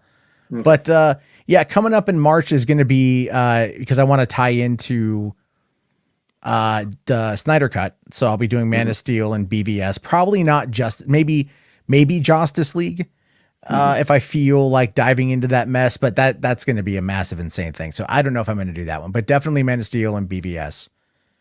And yeah, and we're just going to go from there. Maybe Kong, because Kong comes out the next week or whatever. So yeah, I mean, it's just I'm going to just do week to week. I'm not trying to push myself too hard on it. I really like doing it. So far, the audience is really enjoying it. Yeah. You know, I mean, scripted content, so it is what it is. Yeah, it's All right, really man. great so far. So yeah. Well, I appreciate it. Thank you very much, man. All right, well, we'll talk again soon. All right. Have a good one, Ryan. All right. So yeah, we'll just do what Nick and Lexi says we need a Blu-ray for The Abyss. Damn straight. Hondo says the orgs that donate to these commentators get money from other orgs that are out of state. When looking into these orgs and who runs them, it's all foreigners with weird ass views. Well, I mean, if you can influence the right-wing conservatives here in this country, that can have worldwide impact. So, Of course it can. so there we go. Like, this is the new means of political discourse. The internet's huge, so of course people are going to want these quote-unquote influencers to, you know, serve their ideas, right? It's a series of fucking tubes. Gotta love our government here. All right, we'll do the last one here. Eddie, how's it going, buddy? Hey man, hey guys, am I too late? No, you are the last one of the night though. So please tell me that you've already jerked off to Gina Carano today. We don't have to have that conversation again. Oh wow, you had to bring that up. Wow, that's a great Right off the bat, because you tweeted it at me the other day. You tweeted it at me. No, it was You just sent- it was just you a sent me, collage like- of pictures, Yeah, man. Come on. it was a collage of sexy photos of Gina Carano, and you're basically like, guess what I just did? Which I'm not against. what I wrote. I'm not against it, dude. If you want to beat the one-eyed monster, man, if you want to drain that lake, by all fucking means, like, do what you got to do. But like, you don't got to tag me on Twitter with it. Oh, I'm sorry. And look, I know I'm not here to talk about that. So let's. No. What a surprise. No, Matt's trying to give me a hard time. That's I'm that's just his- trying- Gina's I'm trying just- to give you a hard time. yeah. That's what it boils down to here, man. Yeah. No, you guys are all good. All right, I'm sorry. Go ahead. Yeah. So, what's on your mind? Well, you know, I still don't like what she did. You know, I don't support it at all, and I'm in agreement with both of you guys. It still doesn't take away my. Anyway, moving on. Yeah, I think I've talked that subject to fucking death. So yeah, I'm I've kinda- given my 2 Yeah. cents on that Yeah. on my own channel too. Yeah, but other than that, yeah, I really don't. I mean, I know this is Boulder talk, so I mean, I guess I could talk about anything really. Yeah, pretty much, man. Did you guys? Well, actually, you know what? You probably saw it, man. Did you see the new Mortal Kombat trailer? Oh yeah, of course. What'd you think? Oh, I really liked it. I meant to do a video talking about it, but I've just been like really busy towards the end of the week. I just never got around to it. But no, I really liked. I really enjoyed the trailer. I thought it was pretty badass. I thought it was pretty goddamn violent, which I really liked. And Yeah. I enjoyed that it's like, oh, it's a hard R, which is fantastic. Yeah, I remember And, asking you that question too when you had Lekka on a long time ago, and I remember asking you about what your thoughts are on about the R-rated Mortal Kombat, and you're like, "Oh, yeah, I'm down for that." Oh yeah, man. I'm always look. I'm generally down for like any video game related movie, good or bad. I want to just see it. So you know, I'm like, oh yeah, maybe one day we'll get lucky and they'll make a really, really, really good one. I've got a question because one day I'm pretty sure it's inevitable that there will be a very, very good video game movie. So what happens when they strike gold? Do you think that they'll be like? Do you think the video game movies will be like how comic book movies blew up and become like this fucking culture within itself? If its they own could, genre. I wish. I don't think we're going to see that in movies though. We're going to see it in TV. Oh really? What makes Yeah. you think that? How many video game stories can you finish up in 2 hours?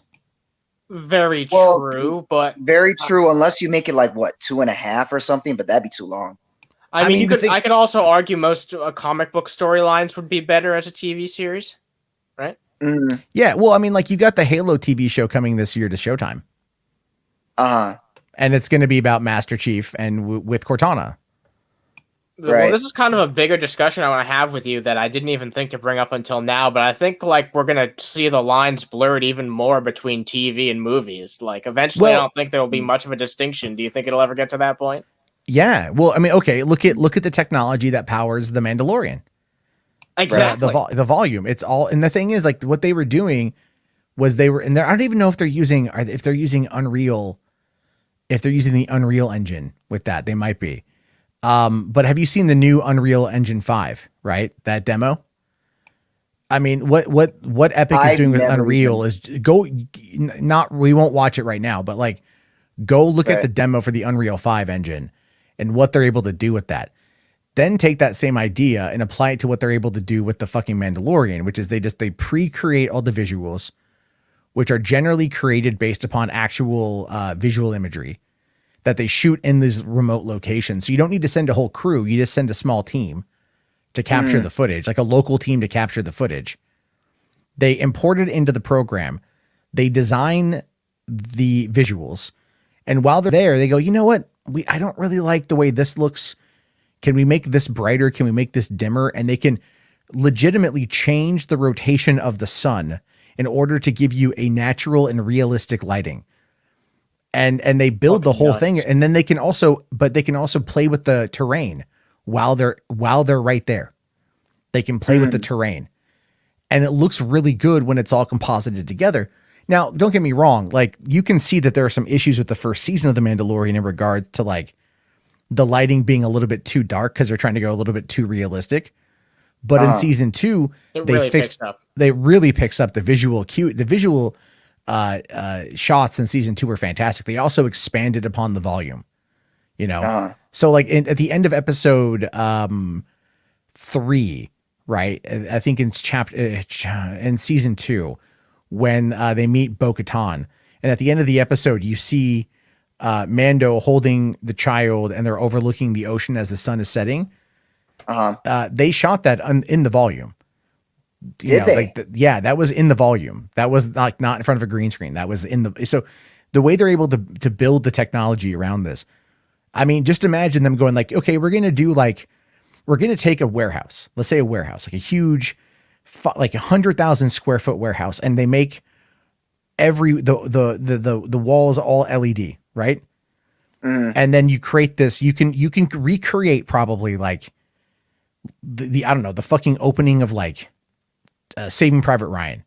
You build the set inside this 100,000 square foot room, and then you're able to go in there and like play with the lighting and have it all look natural. And it could be 2:00 in the morning, but it looks like 2 p.m. on a beach. And you can play with all that tech, and it's going to save time and it's going to save money.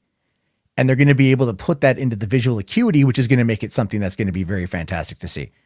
So, you know, it's like, so, and they could sit there and they could do a Gears of War fucking movie, which would be cool because the story is great and the visuals would be pretty fantastic, and build it around in the volume and then just shoot in this enclosed space for like the most part, you know?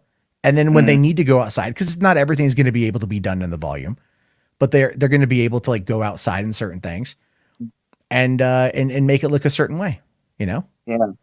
Can I ask you this, Matt?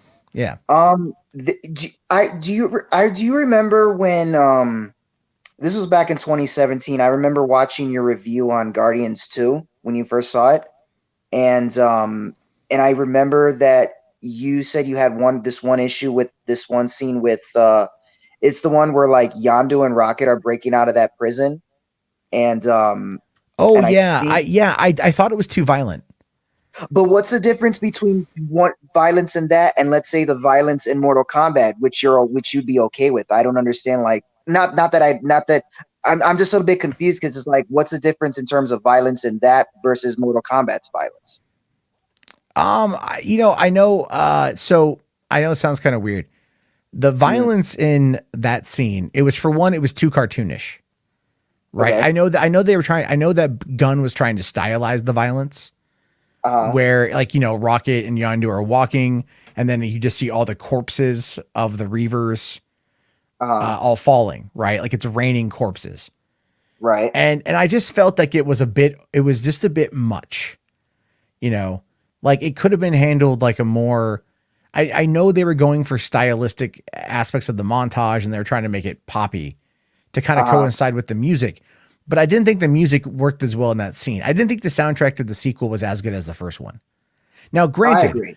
I haven't seen the movie since 2017. So I need to go back and watch volume 2 again because I liked it quite a bit. That scene just didn't sit with me as well as I think, because I saw it first at Comic-Con the year before in 2016 and at the Marvel Showcase then, and I didn't really care for it then. And when I saw it again, I still didn't really care for it, but it's been a couple years. Maybe But did it like turn your stomach or anything like that? No, it didn't turn my stomach. No, nothing like that.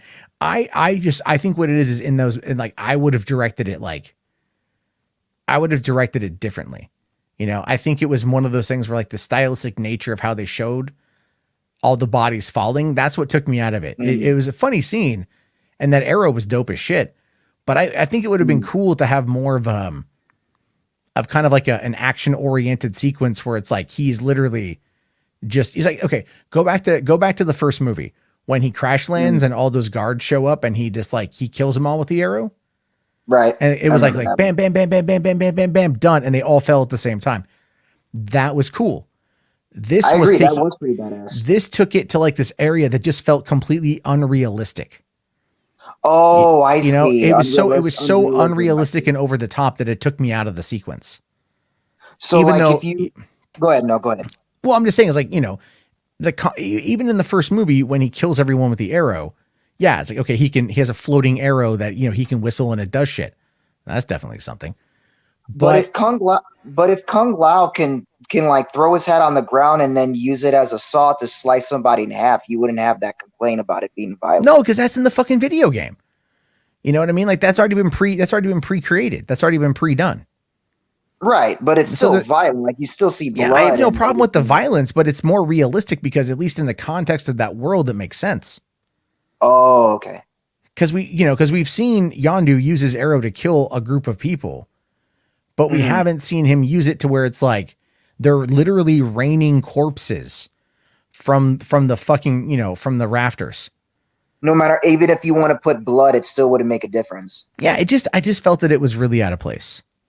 Okay, I just wanted to clear that up because, you know, I remember because as I was talking, we were just talking Mortal Kombat and everything that was in it, and then I was like, oh, I wanted to ask you, like, do a bit of a comparison because it's like, because yeah, they're both are violent, but it's like one movie's violence you weren't okay with versus the violence in, let's say, the Mortal Kombat trailer, like you're perfectly okay with. So I was just wanted to get that whole clarification. Well, I'm fine with over the top violence, provided I feel that it adds to the overall situation. And I just didn't feel that sequence in Guardians 2 added to the overall situation. Right. It doesn't take away from my enjoyment of the movie. But I get what Gunn was going for, but I think he just took it a bit too far. But I'll tell you what's crazier about that movie too is the fact that it opens at a robo whorehouse. Did you ever catch that? Is that the one where Howard the Duck makes a cameo? Yeah. They're and he's literally at the hose. Yeah, they're at a robot whorehouse. A Disney movie opened at a robot brothel, and no one batted an eye. I don't understand. That's just. It's like if you. I don't know. It's like because it's like people can bitch about Song of the South being so racist and everything like that, but like if you look at, like you said, the Whorehouse and Guardians 2, no one complained. It's like Disney has this very contradicting thing when it comes to like their target audience and stuff, where in terms of the complaints. But you know, that's the thing is Disney. The only thing left for Disney to purchase is a telecom company. Really. Awesome. You know what I mean? Like like they're a business. They're going to run it like a business. And people who try to look at like the Disney-fied version of them, like, oh, they're a moral and ethical company that's never going to do anything bad to anyone ever. They're going to take things into consideration about environmental issues and, poverty issues and paying their employees a livable wage. They're going to do all of these things because they're Disney. And that is the message that they put out there. In reality, none of it's true. They're a business who operates like a business, and they're going to do what's in the best interest of their business. They spent $70 billion, $71.3 billion to purchase 20th Century Fox. In my personal opinion, more for the X-Men franchise than the entire rest of that library, which is vast, and there's a lot of good stuff there. But the X-Men franchise, I'm still waiting for Night at the Museum to come on Disney Plus. I love that trilogy. Sure, me too, man. But they're doing an animated movie. They're going to do an animated reboot of Night at the Museum. That's what's coming next.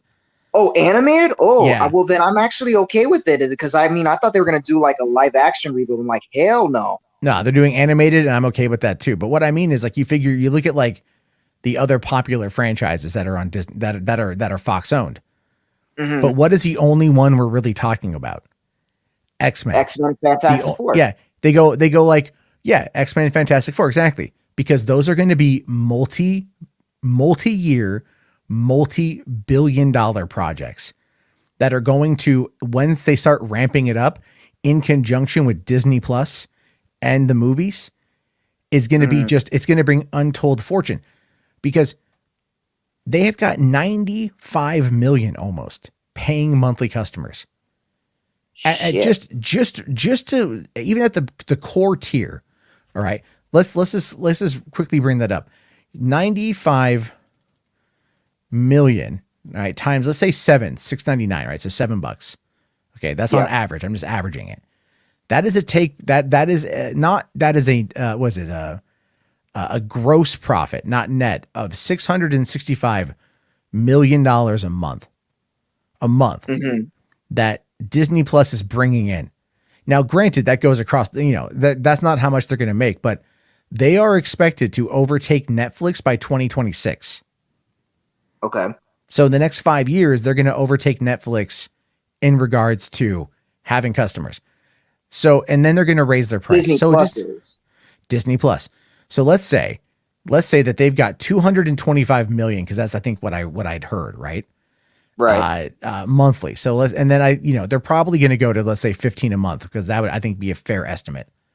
That would be $3.375 billion a month that they would be bringing in worldwide, times 12, $40.5 billion a year.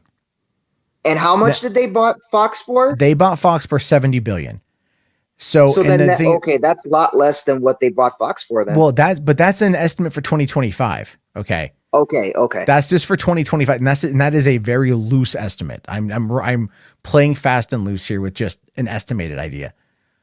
But think about it like this: they're going to have Hulu. They're going to be in full control of that, and they're probably going to merge that into Disney Plus, which is what they should do. And then, they're going to have everything else, the merchandising, the show. I mean, look at WandaVision, #1 show in the world. As soon as they start dropping merch for that show, the merch is going to fly off the shelves. Pop Funkos, all those things. Legends toys of those. I'm a collector of those. So if they can. So I've already seen Pietro Quicksilver Pop Funko, and people losing their shit over that, right? Little Tommy, little Billy, those little Funko Pops. People are already freaking out over those. Those are going to sell like crazy. That's a lot more money in Disney's pocket. So they're going to be able to milk X-Men, Fantastic Four, Die Hard, Alien, Predator, Home Alone, Night at the Museum, whatever other Fox properties are out there that they have access to.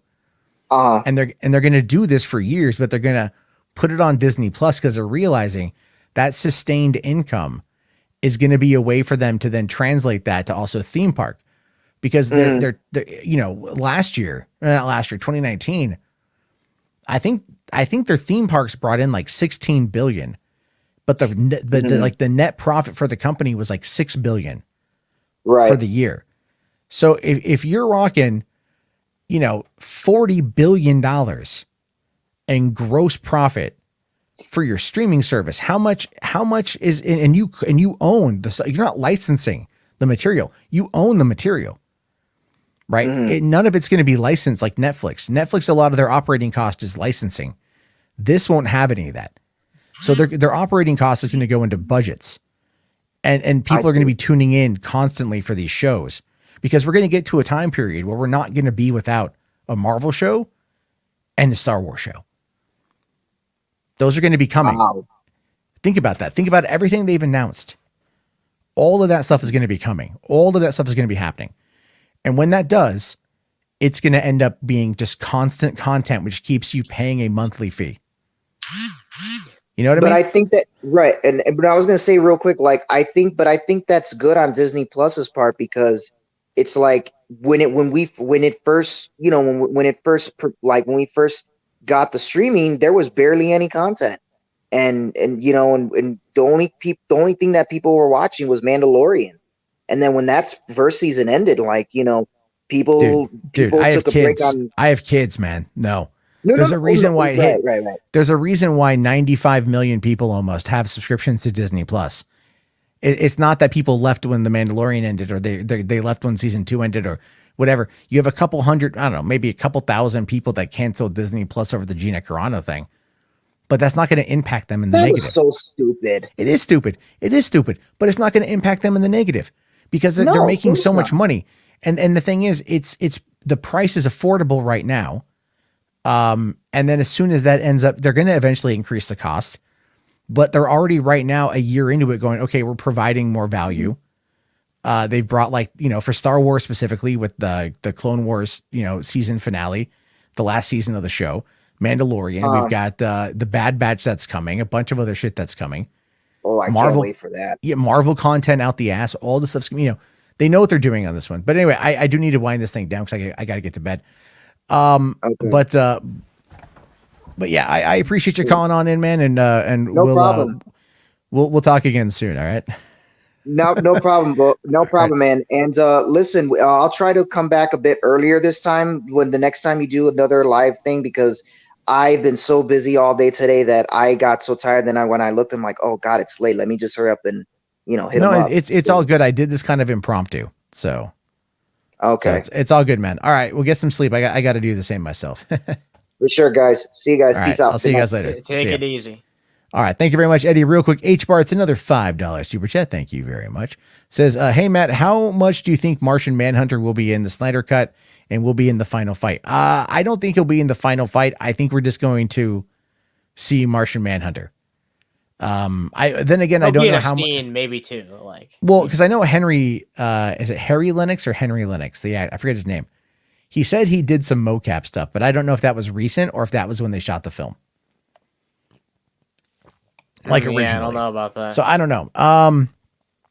I think we're going to see, I mean, the thing is, like, look, the Snyder Cut, I've talked fucking so goddamn much with the Snyder Cut. It's been talked to death at this point. I'm looking forward to it, but it's like, at this point, I'm like, just give it to me.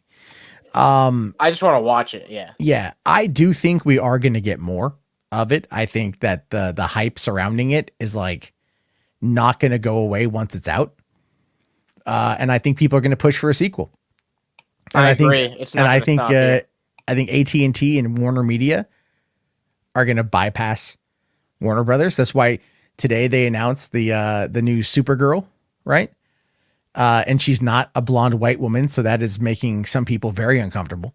Oh no! I know. Mother of God, no, Madre de Dios. It's so dumb. She seems perfectly fine for the part. I'm very excited. Did you see the video of her accepting the award or getting the offer?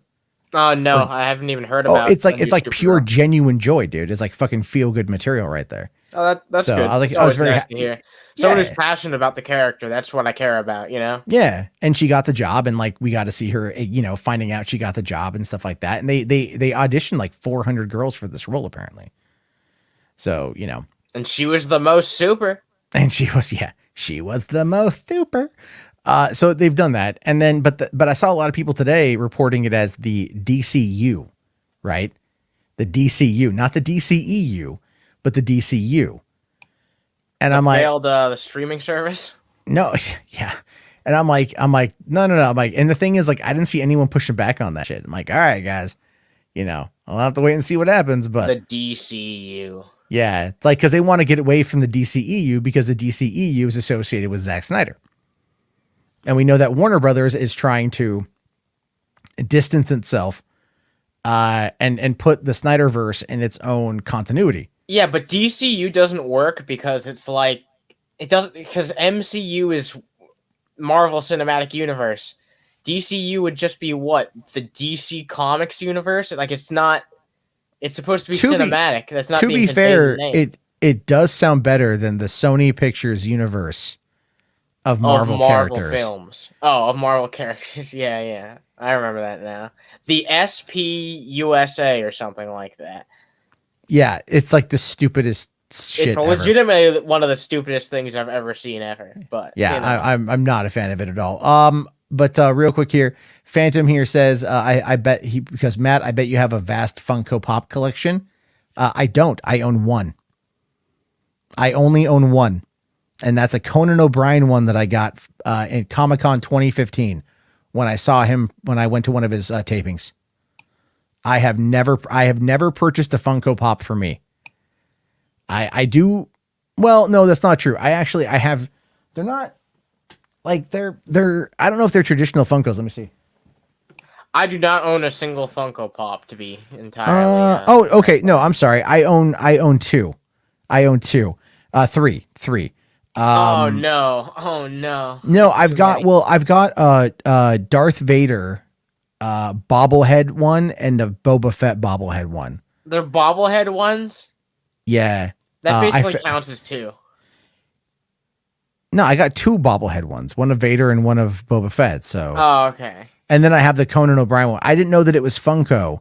Except for now I'm looking at the bottom of it and it's all like Funko LLC 2016. Fucking Funko. Jesus. Fucking well, I don't live that far away from their home office, right? Oh their yeah, home there's store. Funkos made around there, huh? Yeah, it's up in Everett, man. It's like the entirety of the state of Washington is sponsored by Funko. By Funko. But I will say though, going to their store is pretty fucking cool. It is. It's pretty fucking cool. Oh, I actually really? went there. Yeah, I went there.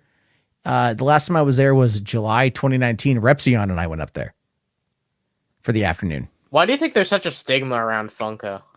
I think people like they love to hate them, but it's like they're like fucking Beanie Babies and shit, you know, and everything else. Like, I like looking at them. I just don't know if I want to buy them or not. The only reason why I've got the Boba Fett and the Darth Vader one was because they had a whole bunch of like Rogue One of these things that were on sale. They were at like my grocery store in like almost like the clearance. They're like fucking $5 a piece, you know? So I'm like, all right, like, okay, they're $5. I didn't even think about them being Funkos. I've been to the Funko office. I've seen what they have there. I'm like, okay, cool. There's stuff there I wouldn't mind getting, but I'm also not going to drop like fucking $15 a pop. You know what I mean? A Funko Pop? Oh God. You know, I mean, but I will say this though. If possible, I do want to collect like the Mandalorian ones. And that just has to do with my absolute love of the Mandalorian. Because like in my household, you could get better Mando merchandise. okay, so we have two of the Baby Yodas from Costco, right? The like the child toys from Hasbro. Yeah. We've got two of those, one for me, one for my kids, because that's how it works. And then they also had these Squishmallows, which are these really like fluffy pillows. And they had a Baby Yoda Squishmallow. We have two of those. Cool. And then my girlfriend, if she finds Baby Yoda like plushies or whatever, she'll buy Baby Yoda plushies. She hasn't even seen The Mandalorian. She hasn't seen it. She just likes Baby Yoda. That's the power of Baby Yoda. Like, oh yeah, no, but it's like I got her hooked on fucking WandaVision. So like, cool. So she's like, you know, she's in the Disney Plus ecosystem now. Yeah. Oh no, Disney Plus is a daily thing in my household. It is a daily. Oh thing. really? So there's that. Yeah. Yeah. Well, hold on here. Blockatiel says they have stores now. Yeah, they've got one in Everett, Washington, which is their home office. That's their home store. And then they opened one at the end of 2019 in Los Angeles. Damn, now I want some fucking hot dogs. Do you see that avatar? Let me bring it up again. Yeah, look at that. That's a lot of hot. And then the cat. Looking. Yeah, that's awesome. I love that. There you go. Yeah. So I'm sorry. Go ahead. No, it's all good. I know it's late where you are. I've got to get to bed. I got to get up early with my kids. Yeah. So I'm going to close this fucker out. But listen, guys, this was fun. We need to do this more often. Just chit-chatting. I don't mind the ball busting from Tradsky. He's giving me shit. Jarbo cheering on the woke crowd knows, I'm fine with that shit. I don't care. Coach Red Pill stopping by, fine with me. You know, I don't look. I ain't looking to like start. You know, I know people like the IBS shit. I'm not looking to push the IBS shit. Me neither. I don't give a shit about that type of stuff. I don't like, fucking care. A genuinely. lot of that stuff is petty stuff. You know what I mean? It's like now if there's a legitimate issue, you know what I mean? Then that's a different story. Sure. But in the meantime, it's like, you know what? Like, nah, I just chat. Fucking We chat. aren't going to go looking for that type of shit. I mean, No, I don't really want to. I wasn't. That's one of the reasons why I stopped kind of doing this for a while, was because I just got kind of, I'm like, fuck, you know, it's fun, but it's like, you know, I don't want to always go in to fight. And I know people were like genuinely telling me like, oh, you got like the best. People were telling me you have the best IBS show. It's natural. It works. And I'm like, you're not forcing it. And I'm just going, yeah, but it's not really, you know, it's not it's like, I don't know. I'd rather talk about current events, like the fact that like Metallica is trending, and then so is Napster, because apparently Metallica played at BlizzCon. yeah, and, I talked about Twitch, that. And wait, so Twitch had to fucking DMCA it? Yep. Was Lars Ulrich there? Yeah, they were all there. Oh, okay. That's fucking funny. I know, isn't That's that nuts? hyster- Absolutely. That's hysterical. I feel like pirating Metallica music now, just as another fuck you to Lars Ulrich. Oh, damn. I do. Fuck Lars Ulrich, man. Anyway. All right, guys. Yeah, there we go. Phantom Cooper. Good luck lifting boulders tomorrow. Thank you. Keeps me in shape. What can I say? Yeah, good luck. I really had the most brutal Warski. I probably did somewhere out there. It's not hard to stutter and sound like a Canadian. But all right, everyone. I'll talk to you all later. Have yourself a great night. If you're catching this on the replay, thank you for making it this far and wasting your life with me. I appreciate it. I'll see you guys later.